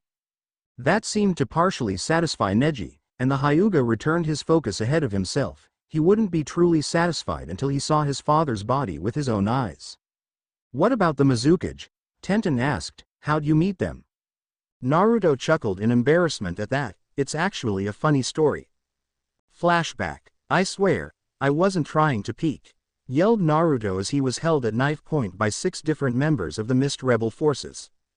Standing before him was maid Terumi with her hair wet and a robe thrown over her voluptuous figure. Externally, she was showing annoyance at him accidentally walking in on her bath in a hidden lake. Internally though, she found his panic and nervousness adorable. You know I could have you killed because you could be a scout for Yagura, she threatened. He paled at that. I was just looking for a place to wash my clothes and myself. I didn't even know there'd be other people out here. Seeing such a young man cower before a woman, she mused with a faint smirk. What are you doing here in the land of water, Leaf Ninja? I am on a trip with Jiraiya of the Sannin, who is training me as his apprentice. He answered hurriedly, hoping that it'd convince her. His pale face almost turned ashen white when she frowned at him, training to become the next master pervert. On the inside though, she mused, I wonder if it'll be in the next book. He shook his head rapidly, no. I am training to be the next Toad Sage, honest. Mei saw that he was about to finally break under the pressure she was giving him, so she cut him so slack. Nodding to her men, they backed up and brought the young man to his feet. What's your name? I am Naruto Uzumaki, he answered, making her eyes widen. And Uzumaki, I thought they were all wiped out. She took a closer look at him and compared him to old portraits of past Uzumaki members. He certainly has the famous red hair. This could be a real opportunity. Smirking, she stated, well, I think I have a way for you to help me believe you. Hesitant at what she would have him do, he asked, and that is? I'll be blunt. If you help us in our rebellion to take down Yagura and restore the mist, then you'll be welcome here and I'll establish an alliance with your village. Take it or leave it. He gulped at the serious tone she had before he sighed and nodded. Can I at least send a message to Jiraiya? She took a moment to think about it before nodding. Do it now, and don't try anything. I wouldn't dream of it, boss lady, he retorted as he went through the summoning process. End flashback. After I sent the message to Pervy Sage about my predicament, I helped boss lady's rebellion. It took a couple of months. Almost half a year, actually, before Yagura was defeated and she took over as the next Mizukage. I don't know if Granny got anything from her yet concerning an alliance, but at least I wasn't killed for peeping when I wasn't even doing so. The Uzumaki ended his story with a bashful rub of his head while Akare shook her head in amusement. You must have some incredible luck to have convinced her. My luck fluctuates, actually, admitted Naruto. It's either really good, or really bad, like when missions go from bad to worse. Wait, Sakura began, thinking over all of the missions that Team 7 had during their career. So, all of our missions turned bad because of you? She asked, accused with an annoyed look, popping her knuckles for good measure. This made Naruto sweat comically and holds his hands up in a placating manner. It's not like I can control that kind of thing. Team 9 and Kakashi chuckled at that while Akare involuntarily had a mental collage of images showing different times Sakura vented her frustrations out on Naruto. She frowned faintly, but she didn't say anything since the pinkette didn't act on her frustration this time. I won't let you hit him anymore, she promised herself mentally, keeping an eye on Sakura in case she would act out. It took a day to return to the Leaf Village due to Kakashi's weakened body. Guy would have run off with the silverette Jonin on his back, but Sakura wouldn't allow it. Thanks to the medical training she had under Tsunade, she was able to prevent the eccentric Jonin from inadvertently causing any more issues for the lazy ex-Anbu. Now, both teams were standing before Tsunade and Shizune, having just finished their mission report, And that's it, Kakashi finished tiredly. The cage is fine. Lady Chiyo has been respectfully buried, and 2 Akatsuki members have been dealt with. That's excellent news. Now, you're dismissed except for you, Naruto, Sakura. Take Kakashi to get looked over, everyone else can go. Akare stepped forward and requested, would it be alright if I stayed as well, Lady Tsunade? The Hokage took a moment to consider it before she nodded, alright, everyone else, leave. Bowing, the others followed the order and left, though Sakura hid the annoyance she felt at being left out of something concerning her teammate. Once they were gone, Naruto asked, so, what's up, Granny? Ignoring the nickname, the blonde Cage pulled out a worn-out journal and set it on her desk. Jiraiya found this while you were out on your mission. There's a note on the inside cover that you should read. Confused and nervous, Naruto slowly moved closer to the desk and grabbed the journal, carefully so as not to damage it. He opened the cover and saw the note. As he read, both women saw his reactions changing from confusion to shock and surprise, while Akare found it hard to get a read on his thoughts due to them being all over the place.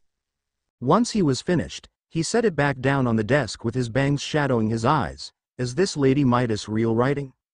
Tsunade nodded slowly. Yes, it is. I've seen how she writes and I know that it's the real thing. So, she and Madara Uchiha were my great-great-grandparents. How the hell did no one figure it out over the years? Madara had that journal years ago and it was sealed away along with my grandfather's belongings in the Leaf Village catacombs.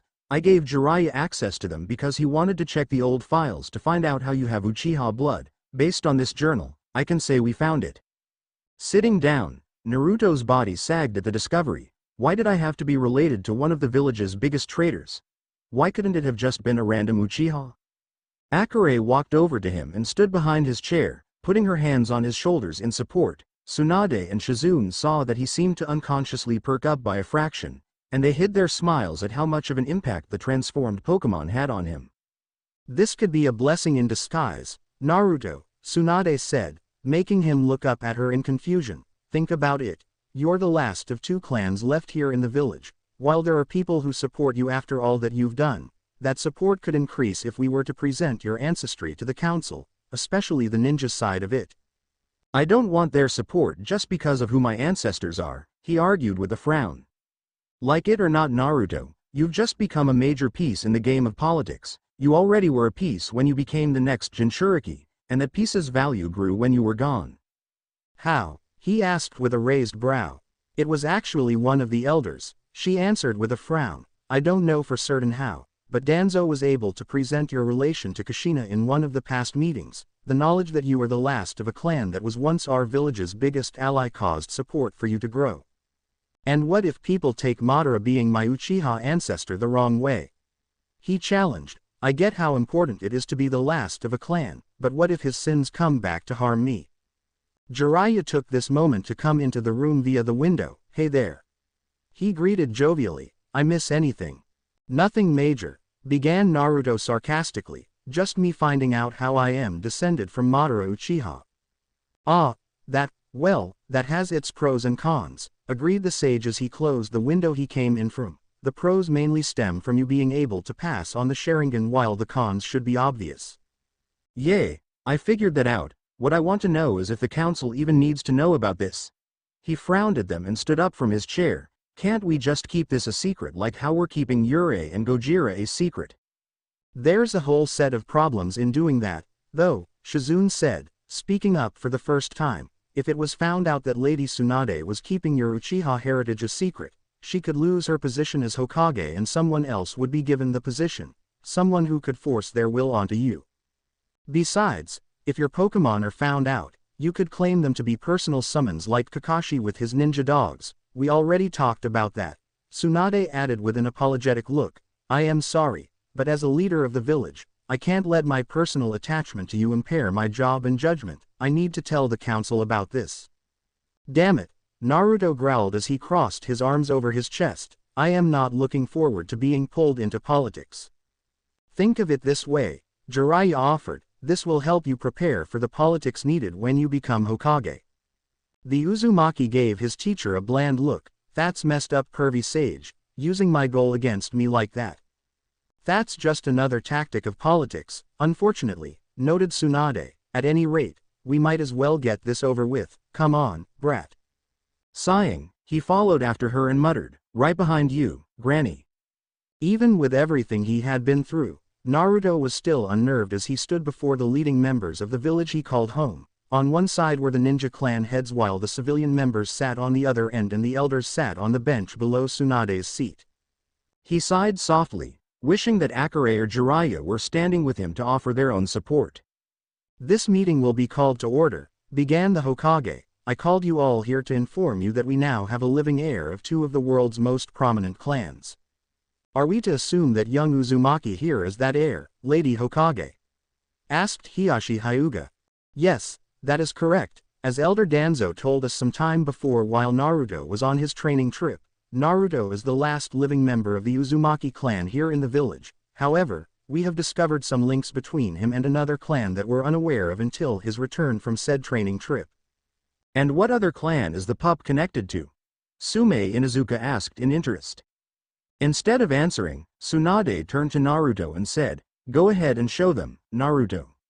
Sighing in reluctance, Naruto activated the famed dojutsu of his apparent other clan. As soon as everyone saw his crystal blue eyes bleed into crimson orbs with black tomo in them, there was an uproar, mainly from the civilian side in surprise. To the Uzumaki heir's surprise, most of them were exclamations of joy or excitement with a couple speaking up about how it should be possible for him to have the dojutsu. "That's enough," called out Tsunade, shutting up the council. "As you can see, Naruto is the heir to both the Uzumaki and the Uchiha clans. This means that both clans can be restored should he sire children." That made Naruto choke. He had just recently decided to try and start a relationship with Akare, and now had be expected to have children. It wasn't something he was ready to hear. It got worse when Danzo spoke up. "I move that we induct Uzumaki into the Clan Restoration Act." His movement was met with agreement from the civilians and his fellow elders. The ninja side was silent as they mentally went over the new responsibilities Naruto would have to prepare for. "Such an act can only be voted by the ninja members of this council," Tsunade stated. "Even the elders have no say in the outcome of this." She then turned to the clan heads and waited for them to cast their votes. Hiashi cast his first and said, "Aye." "Nay," Inoichi Yamanaka said. "The Uchiha have a troubled history and I'd rather have Naruto focus on restoring his Uzumaki heritage." "Same here," Choza Akamaiki said. "I mean no disrespect to the fallen people, but they were much too devious for my taste, not to mention their eyes could be taken much too easily." "Troublesome," Shikaku Nara muttered. "Unfortunately, I'd have to disagree with my colleagues and say the Uchiha, while having faults like many of our own clans, were a valuable asset. Besides, with Naruto as the clan head, I believe that his life experiences will help lead future members down a better road." While Naruto agreed with that, he still didn't like how the votes were now even. "I have to say nay," Shibi Aburame said. "Why? Because with people like Madara and Itachi giving the Uchiha, and the village, a bad name, I think it'd illogical to bring back the clan they hailed from." Be that as it may, Soon cut in as soon as he finished. "I agree with the bum." There were some scattered chuckles as the feral-looking woman jerked her thumb towards the Nara head. "The village needs something to help boost the morale of the people. If they were to learn about the Uchiha having a chance to be restored, then I think it'd raise confidence. Plus, she looked to the son of her closest friends and gave him a supportive smile. I believe he could make a difference and help wash away any misgivings the clan had in the past."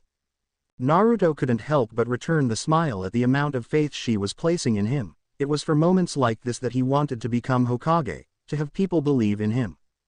But, that still left the votes tied, and Tsunade made note of this. "It seems like we haven't reached a real decision. In moments like this, it turns to the Hokage to be the deciding factor." She took a moment to take a breath. "While I admit that I don't wish to put someone I care for in such a position, I cannot help but agree with the arguments made in favor of this decision. As such, my vote is aye."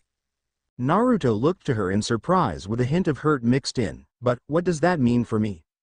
Kaharu Utatane spoke up. "It means that you will need to take on at least 2 wives capable of siring children to restore your clans. One will deliver children for the Uzumaki, and the other for the Uchiha. You may take on 2 wives per clan, but you must have at least 1 for each." Homura Mitokado then took over. "While the children born would have both bloodlines of the clans, the names would need to be split so that we can have both once again.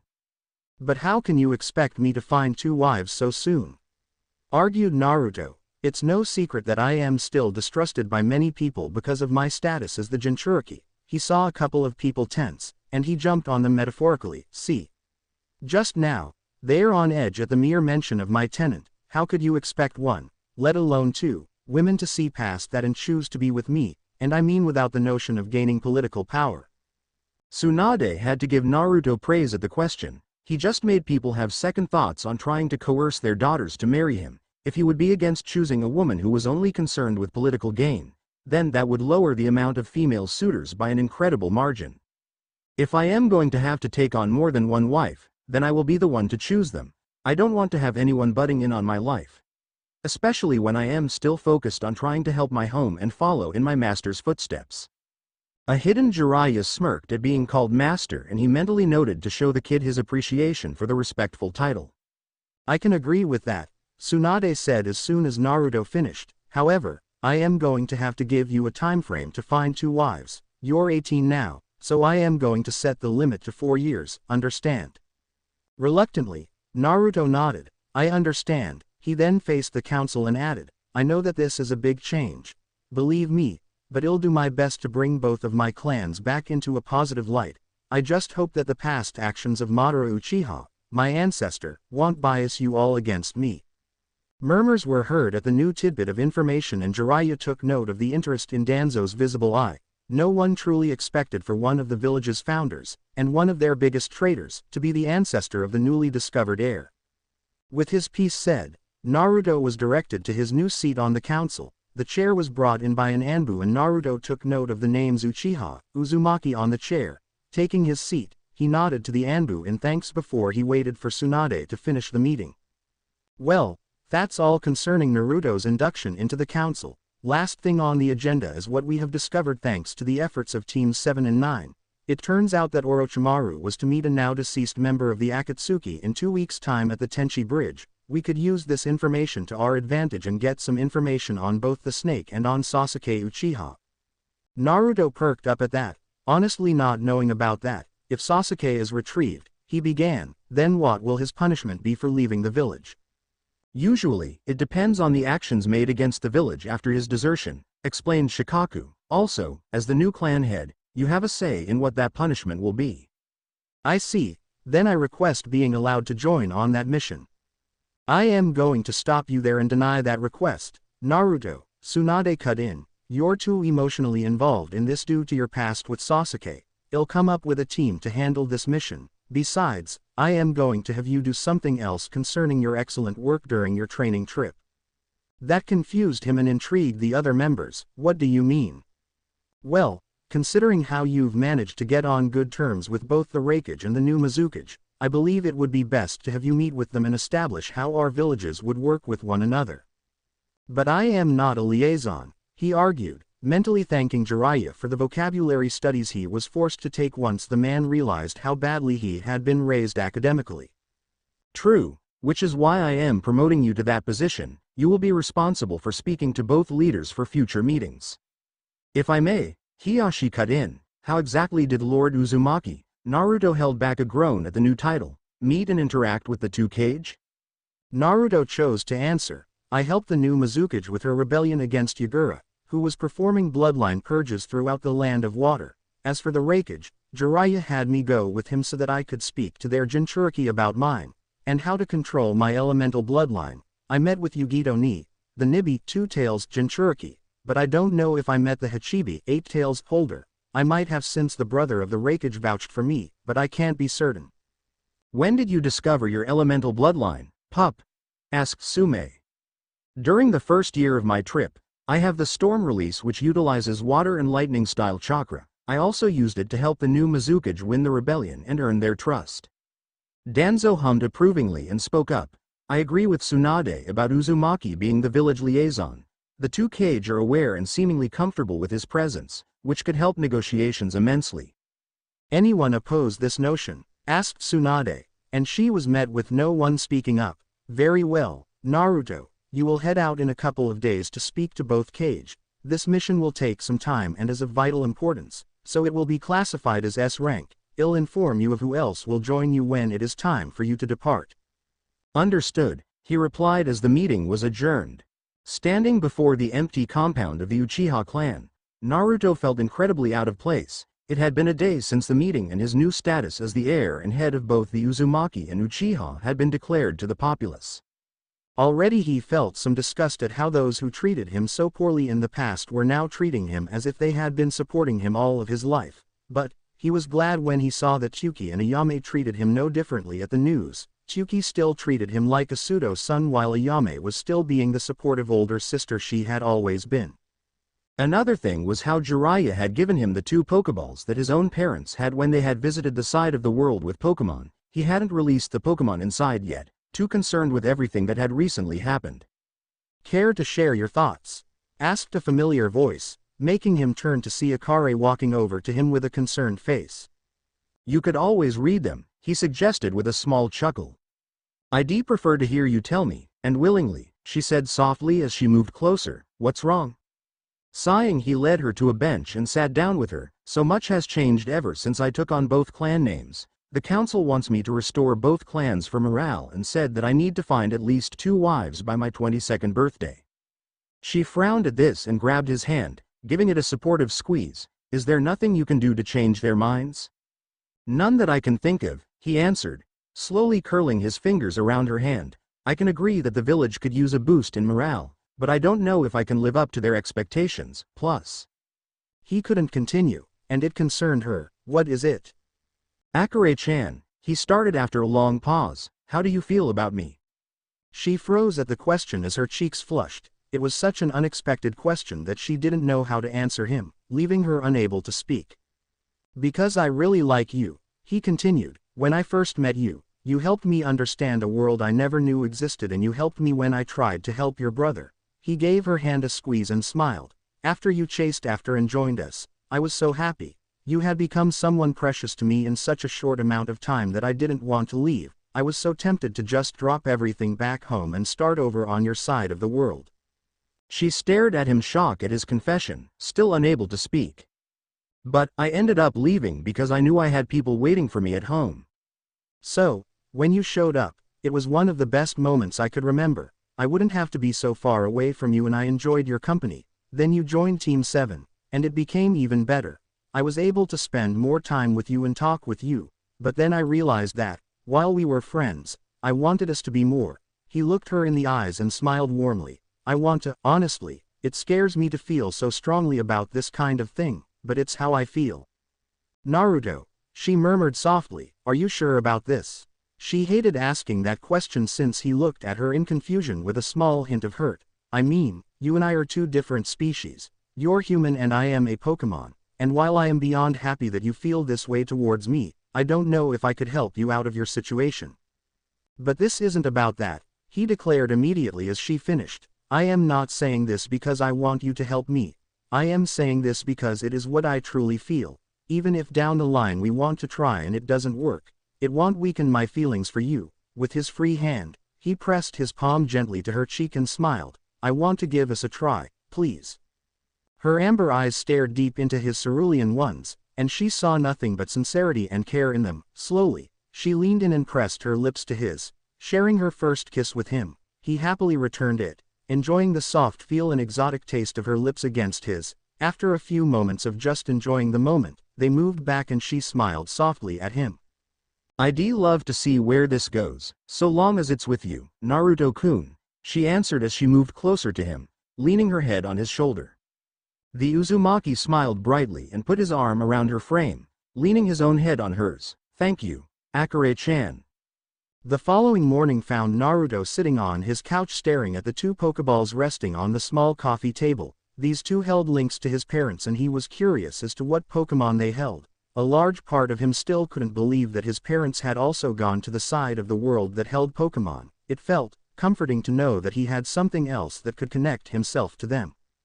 Not seeing any sense in waiting any longer, he grabbed the Pokeball that held the symbol for lightning on it before releasing the Pokemon inside. When it was revealed, the Jolteon shook his body before sitting down to face his new tamer. With a tilt of his head, he gave a questioning cry. "Nice to meet you." Your name's Senko, right? The Pokémon nodded. I am Naruto, Minato's son.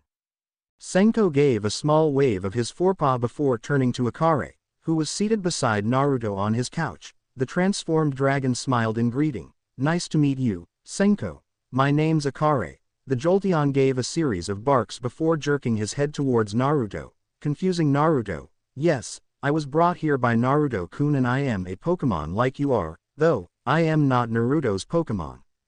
Yeah, I want put her in a Pokéball, she's much more than a Pokémon to me, after all, the Uzumaki stated, making her smile softly while Senko nodded and moved over to the Pokéball with the symbol for water on it.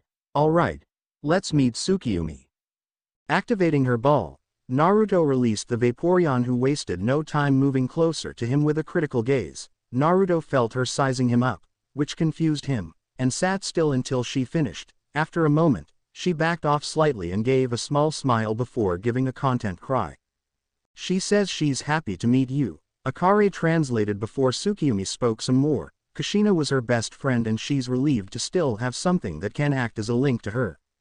Naruto smiled at the Vaporeon and rubbed her head affectionately. I am with you there. Tsuki-chan, I am honored to have my mom's partner as one of my own now.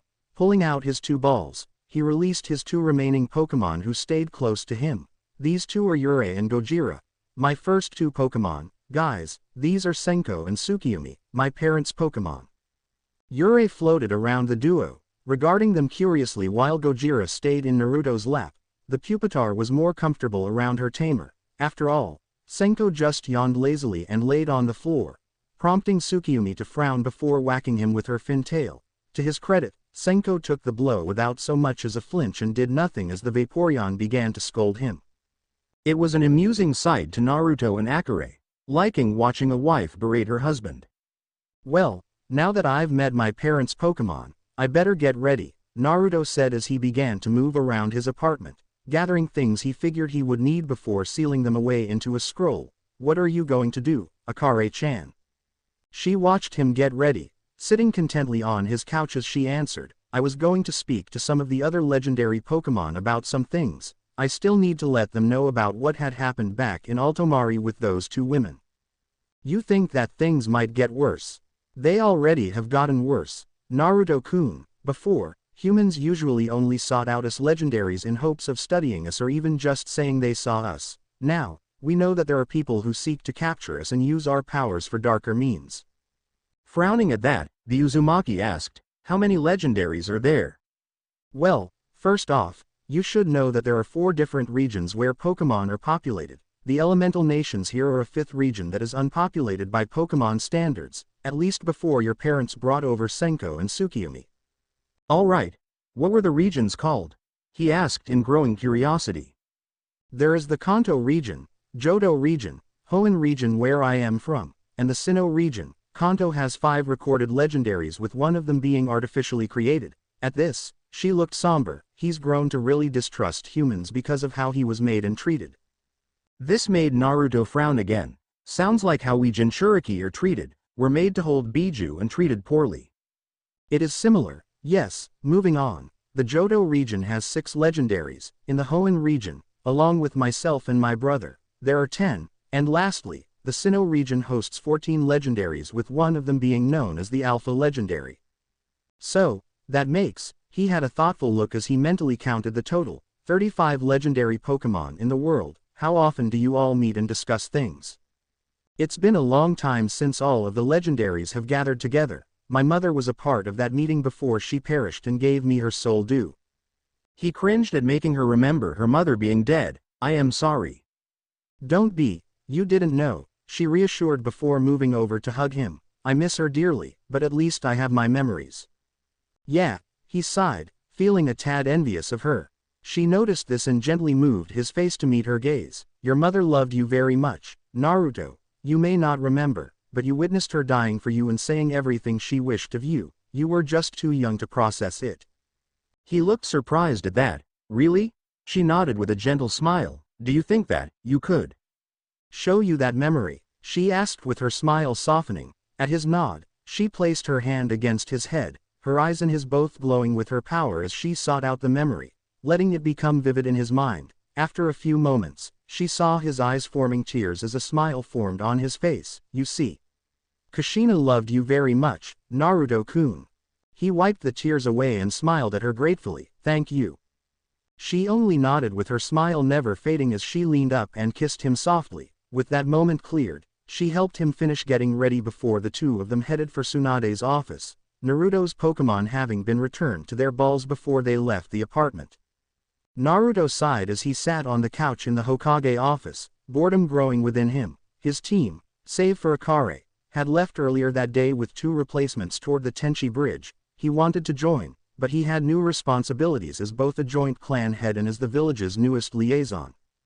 As for Akare, she had explained why she needed to leave to Tsunade and had left not too long ago, taking on her natural form and fading from sight before leaving in a near sonic boom. This left him alone with Tsunade in the office. How much longer, Granny? He asked impatiently. The two were waiting for his new escorts, guards that all liaisons had, no matter what rank said liaison held. Give them a moment, Brad, admonished the woman without looking up from her paperwork. One of them is finishing up an assignment while the other needs some time to get ready. Groaning, he leaned back in his seat with the back of his head hitting the wall behind him. Why'd I even need escorts? I am not gonna answer that again since I've already told you why twice.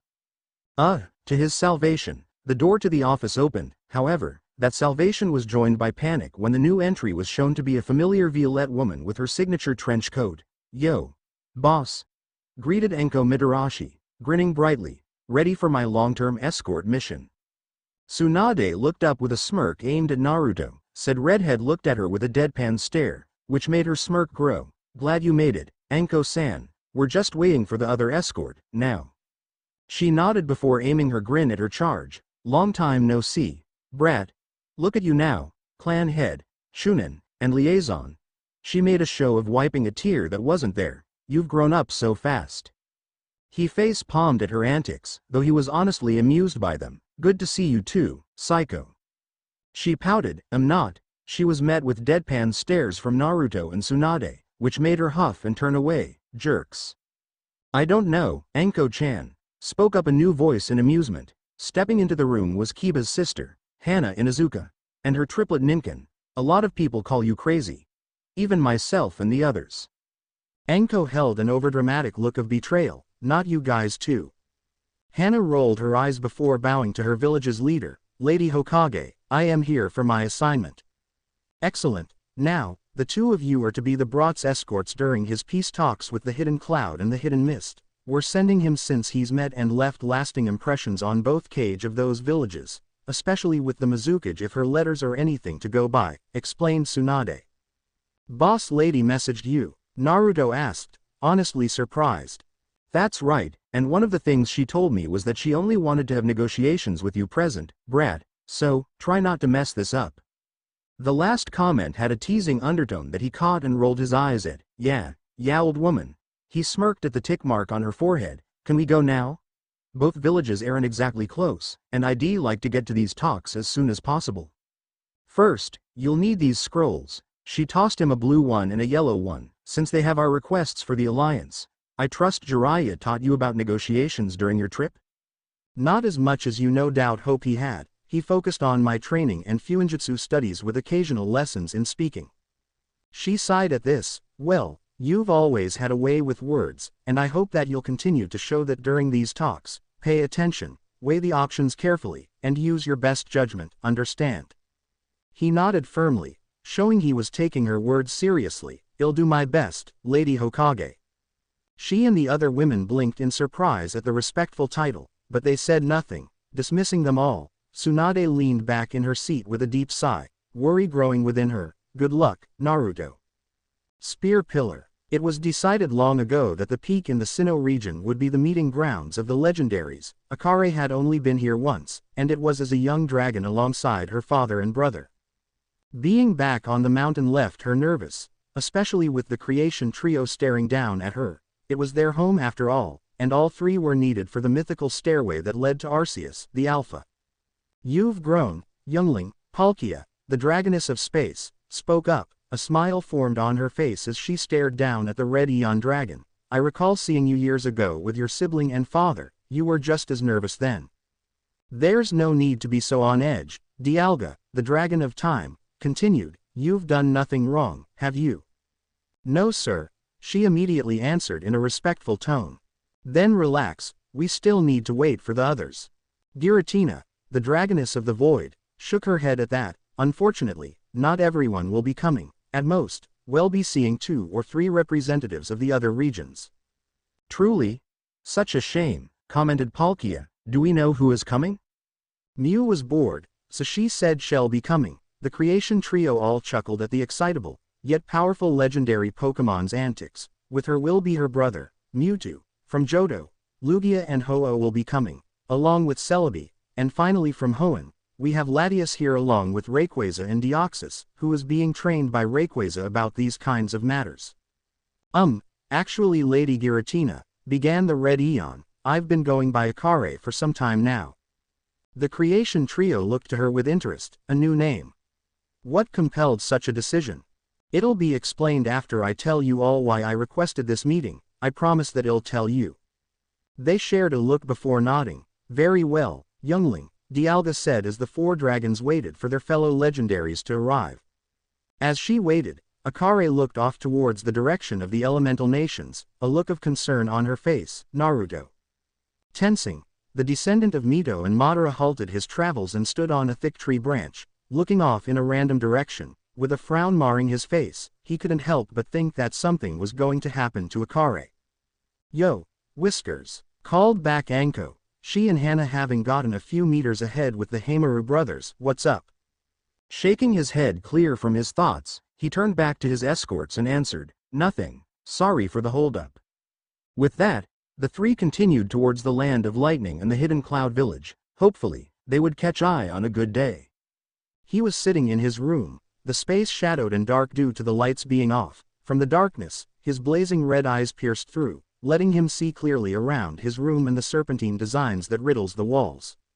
Those eyes narrowed at what he had just been told by the freak with glasses that served the snake. It didn't make sense to him, and honestly it infuriated him. His clan, his heritage, his home, how is it that they were now under the jurisdiction and care of the idiot that he had nearly killed 3 years ago? Why was it that Naruto, the loser from his past, was now known as the head of the Uchiha? He wasn't an Uchiha. He couldn't be an Uchiha. To name him such was an insult to the deceased clansman that he had slaughtered. Naruto, he growled out, hatred tainting his voice. He'd get his answers sooner or later. His red eyes caught movement beneath his door, and a spark of lightning made the black and white mouse explode into ink. With an annoyed grunt, he sat up on his bed and waited for the intruder to open his door. Looks like it'd be sooner. Taking a breath, Naruto enjoyed the crisp air that filled his lungs from the high altitude of the hidden cloud. It had been some time since he had last been here, but he still took it all in with a grin. Taste that air, he praised. It feels great. Behind him, Anko rolled her eyes while Hana looked amused. Yeah, whatever you say, brat. Oh come on, Anko-chan, let him have his moment. I'd rather use the time his moment wastes to check into our room and meet the Raikage, groused Anko. Cold and me don't get along, she added, shivering slightly. Muttering, Naruto commented, maybe if you wore more clothes. What was that, Whiskers? Came the dangerous rebuttal. Paling, he waved his hands placatingly and answered, I didn't say anything. Why don't we go check into our hotel room now? As he took off, Hana heard Anko mutter, stupid whiskered brats, which made her snicker. They followed the red-headed young man to the hotel that he was told to check into per Tsunade's instructions. Once they checked in, Hana had her Ninken stay in their hotel rooms since she didn't want to have the Cloud Ninja on edge. The 3-leaf ninja made their way to the cage building of the village, walking up to a stunning dark-skinned woman with silver hair that was seated at the main desk. May I help you? She asked professionally, not looking up from her work. Naruto Uzumaki from the hidden leaf for the Raikage, Naruto stated, making the woman blink before looking up for the first time. She looked to the 3 of them for a moment before messaging her leader via the intercom that connected her desk to his. Once she got confirmation, she turned back to Naruto and said, he's ready for you now, go ahead. Thanks, he replied with a bright grin before heading for the office. Once he stepped in, he was unsurprised at seeing I doing arm curls with a heavy dumbbell while his free hand went over some forms. Still beefing yourself up, Pops? Greeted the Uzumaki. Still being a fool, Uzumaki? He fired back. Touché, old man, Naruto responded, and the two men chuckled at the exchange. Dropping the weight, I moved over to his guest and shook the young mon's hand, nearly crushing the limb with his grip. He was pleased to see Naruto barely flinch, showing that the brat had gotten stronger since the last time they met. You've improved. You didn't think I'd come back without getting stronger, did you? Well, at least you take your training seriously, mused the Raikage as he moved back to his seat. I see you have the Snake Mistress and Triple Fang with you. Triple Fang, he means me, Naruto, Hana explained. I was named that thanks to the Haimaru brothers all being my ninkin. Oh, makes sense, noted the Uzumaki before turning back to Ai and taking a seat in front of the mon's desk. So, I was hoping we could get right down to the negotiations. I paused and looked up from his work. They seriously made you their spokesman? They figured that since Jiraiya-sensei and I have the most contact with you that you'd be more comfortable around one of us. The pervert is off checking his network. So that left me as the go-to guy. I see. Well, no sense installing this, then. What are your terms, brat? Naruto answered by handing over the yellow scroll. Tsunade wrote them down in there. If you wanted to make some changes, she wanted me to make the decision. She obviously trusts you, he noted as he looked through the scroll, pressing a button to call his assistant, Mabui. Once she entered, bowed, and stood at his side, he had her look over the scroll for anything he might have missed. The shinobi exchange program that she mentioned interests me. She tell you anything about it? A little bit. She would offer up some hopefuls and you would offer your own. Basic information on them would be given and each of you would choose up to 3 to have come to your village. After a few months, they would return home to resume their duties in their home village, explained Naruto, earning a nod from Mabui. He's right, Lord Raikage. It has some more details inside in case you had more questions, but Uzumaki-san gave you the gist of it. The man hummed thoughtfully as he neared the end of the scroll. Pausing, he gave an amused chuckle and asked, did she tell you everything about what the Leaf's terms were? No, Naruto answered hesitantly, growing anxious. Why? Well, turns out she offered a political marriage to us, began the man. I don't get why, with you as the suitor for you village, finished the man with a smirk, enjoying the look of surprise on Naruto's face. Wait, what? Cried the Uzumaki, taking the scroll and reading it frantically. What the hell? The Raikage gave a booming laugh at that, greatly amused by the situation. I'll admit that I am surprised at the offer. I didn't think she'd name you as the choice of groom for a political marriage alliance. Anko and Hana were just as caught off guard as Naruto. They knew nothing about what the terms were, and they were wondering what Tsunade was thinking when she made them. It obviously left Naruto in a tough spot for the negotiations being made. But I won't deny that I approve of her decision, I added, further surprising the Leaf Ninja. Huh, wait. You approve? Naruto queried. Of course I do. You've proven yourself as an exceptional ninja during your time here, especially with how you were able to keep up with my idiot brother and his training methods, not to mention that you hold a bloodline that is shared by only one recorded person in my village. The way I see it, if you were to have children, then both of our villages would prosper from them. It's a good balance for both of our villages. But I don't think I am ready for marriage. I just became a joint clan head. I am still trying to become Hokage. I love someone already, argued the Uzumaki. Love? Both Leaf Kunoichi thought in shock. And I understand how big of a deal this is for you, believe me, assured the Raikage, but given your position, you're no doubt able to take on more than one wife, right? Naruto choked on his spit, nodding meekly. I can have up to 4, he confessed. Then the way I see it, this political marriage will fill one of those spots as well as satisfy both sides for this alliance. It's a lot to ask of you, but you need to make a decision about whether or not you'll do this. Would you have second thoughts on an alliance if I decline? No, honestly answered the man. However, I will be more demanding about my own terms for the alliance, which might not make it so even in terms of benefits. Shit, cursed Naruto in his head. He went silent as he weighed his options, caught between a rock and a hard place as he tried to figure out what to do. Everyone else waited patiently for him to decide, though Anko and Hana were honestly concerned for him since this was rather underhanded of Tsunade. They hoped that the relationship between their Hokage and the young man they were guarding wouldn't become too strained after this.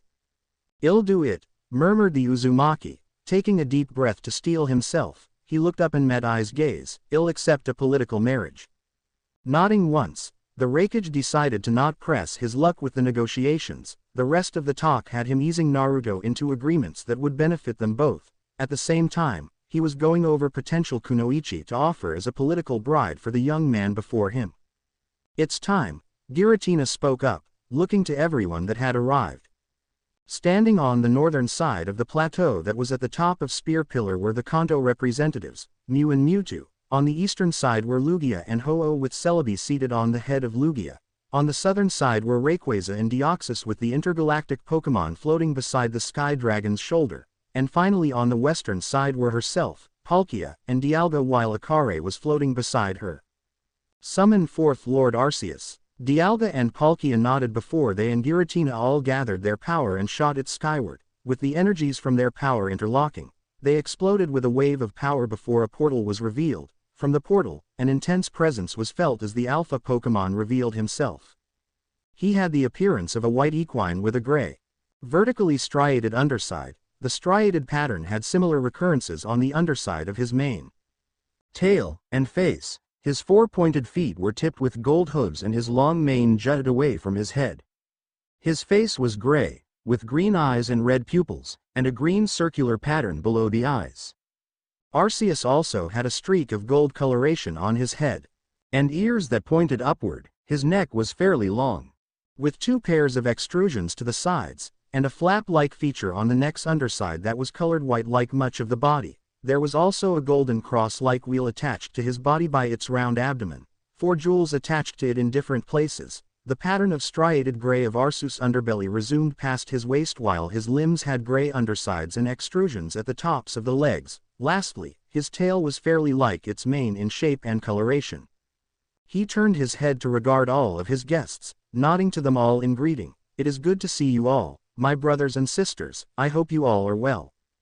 "As well as can be, Lord Arceus," Lugia answered, his tone fully respectful.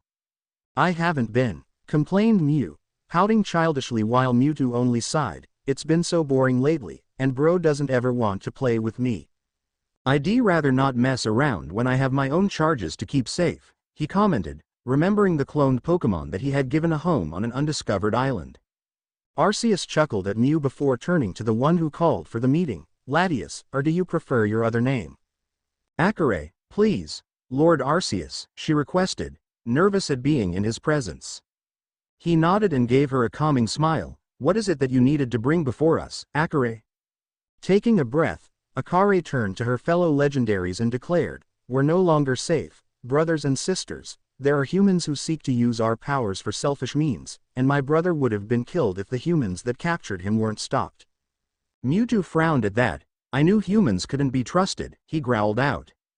"No, it isn't all humans," argued the Red Eon. "It was thanks to some brave humans that my brother was saved, especially one in particular." She turned to Arceus, having grown more determined when she was defending the man she loved. "He saved me and my brother, risking his life for us when he never knew that Pokémon existed in the first place. I've grown to trust him entirely and I've left my home with him so that I could keep the bond we've formed." "Was it this human who named you?" Mewtwo argued, his anger towards most of humanity still fueling him. "He gave me my name after I asked him to, Mewtwo. Please, I ask you not to judge him. He has lived a life of pain and sadness just as you have. I can't believe you would think a human could understand my pain." "He can," she almost roared, eyes glowing as she called upon her psychic powers. "I'll show you just what kind of life he lived, and how he grew into the man he was because of it."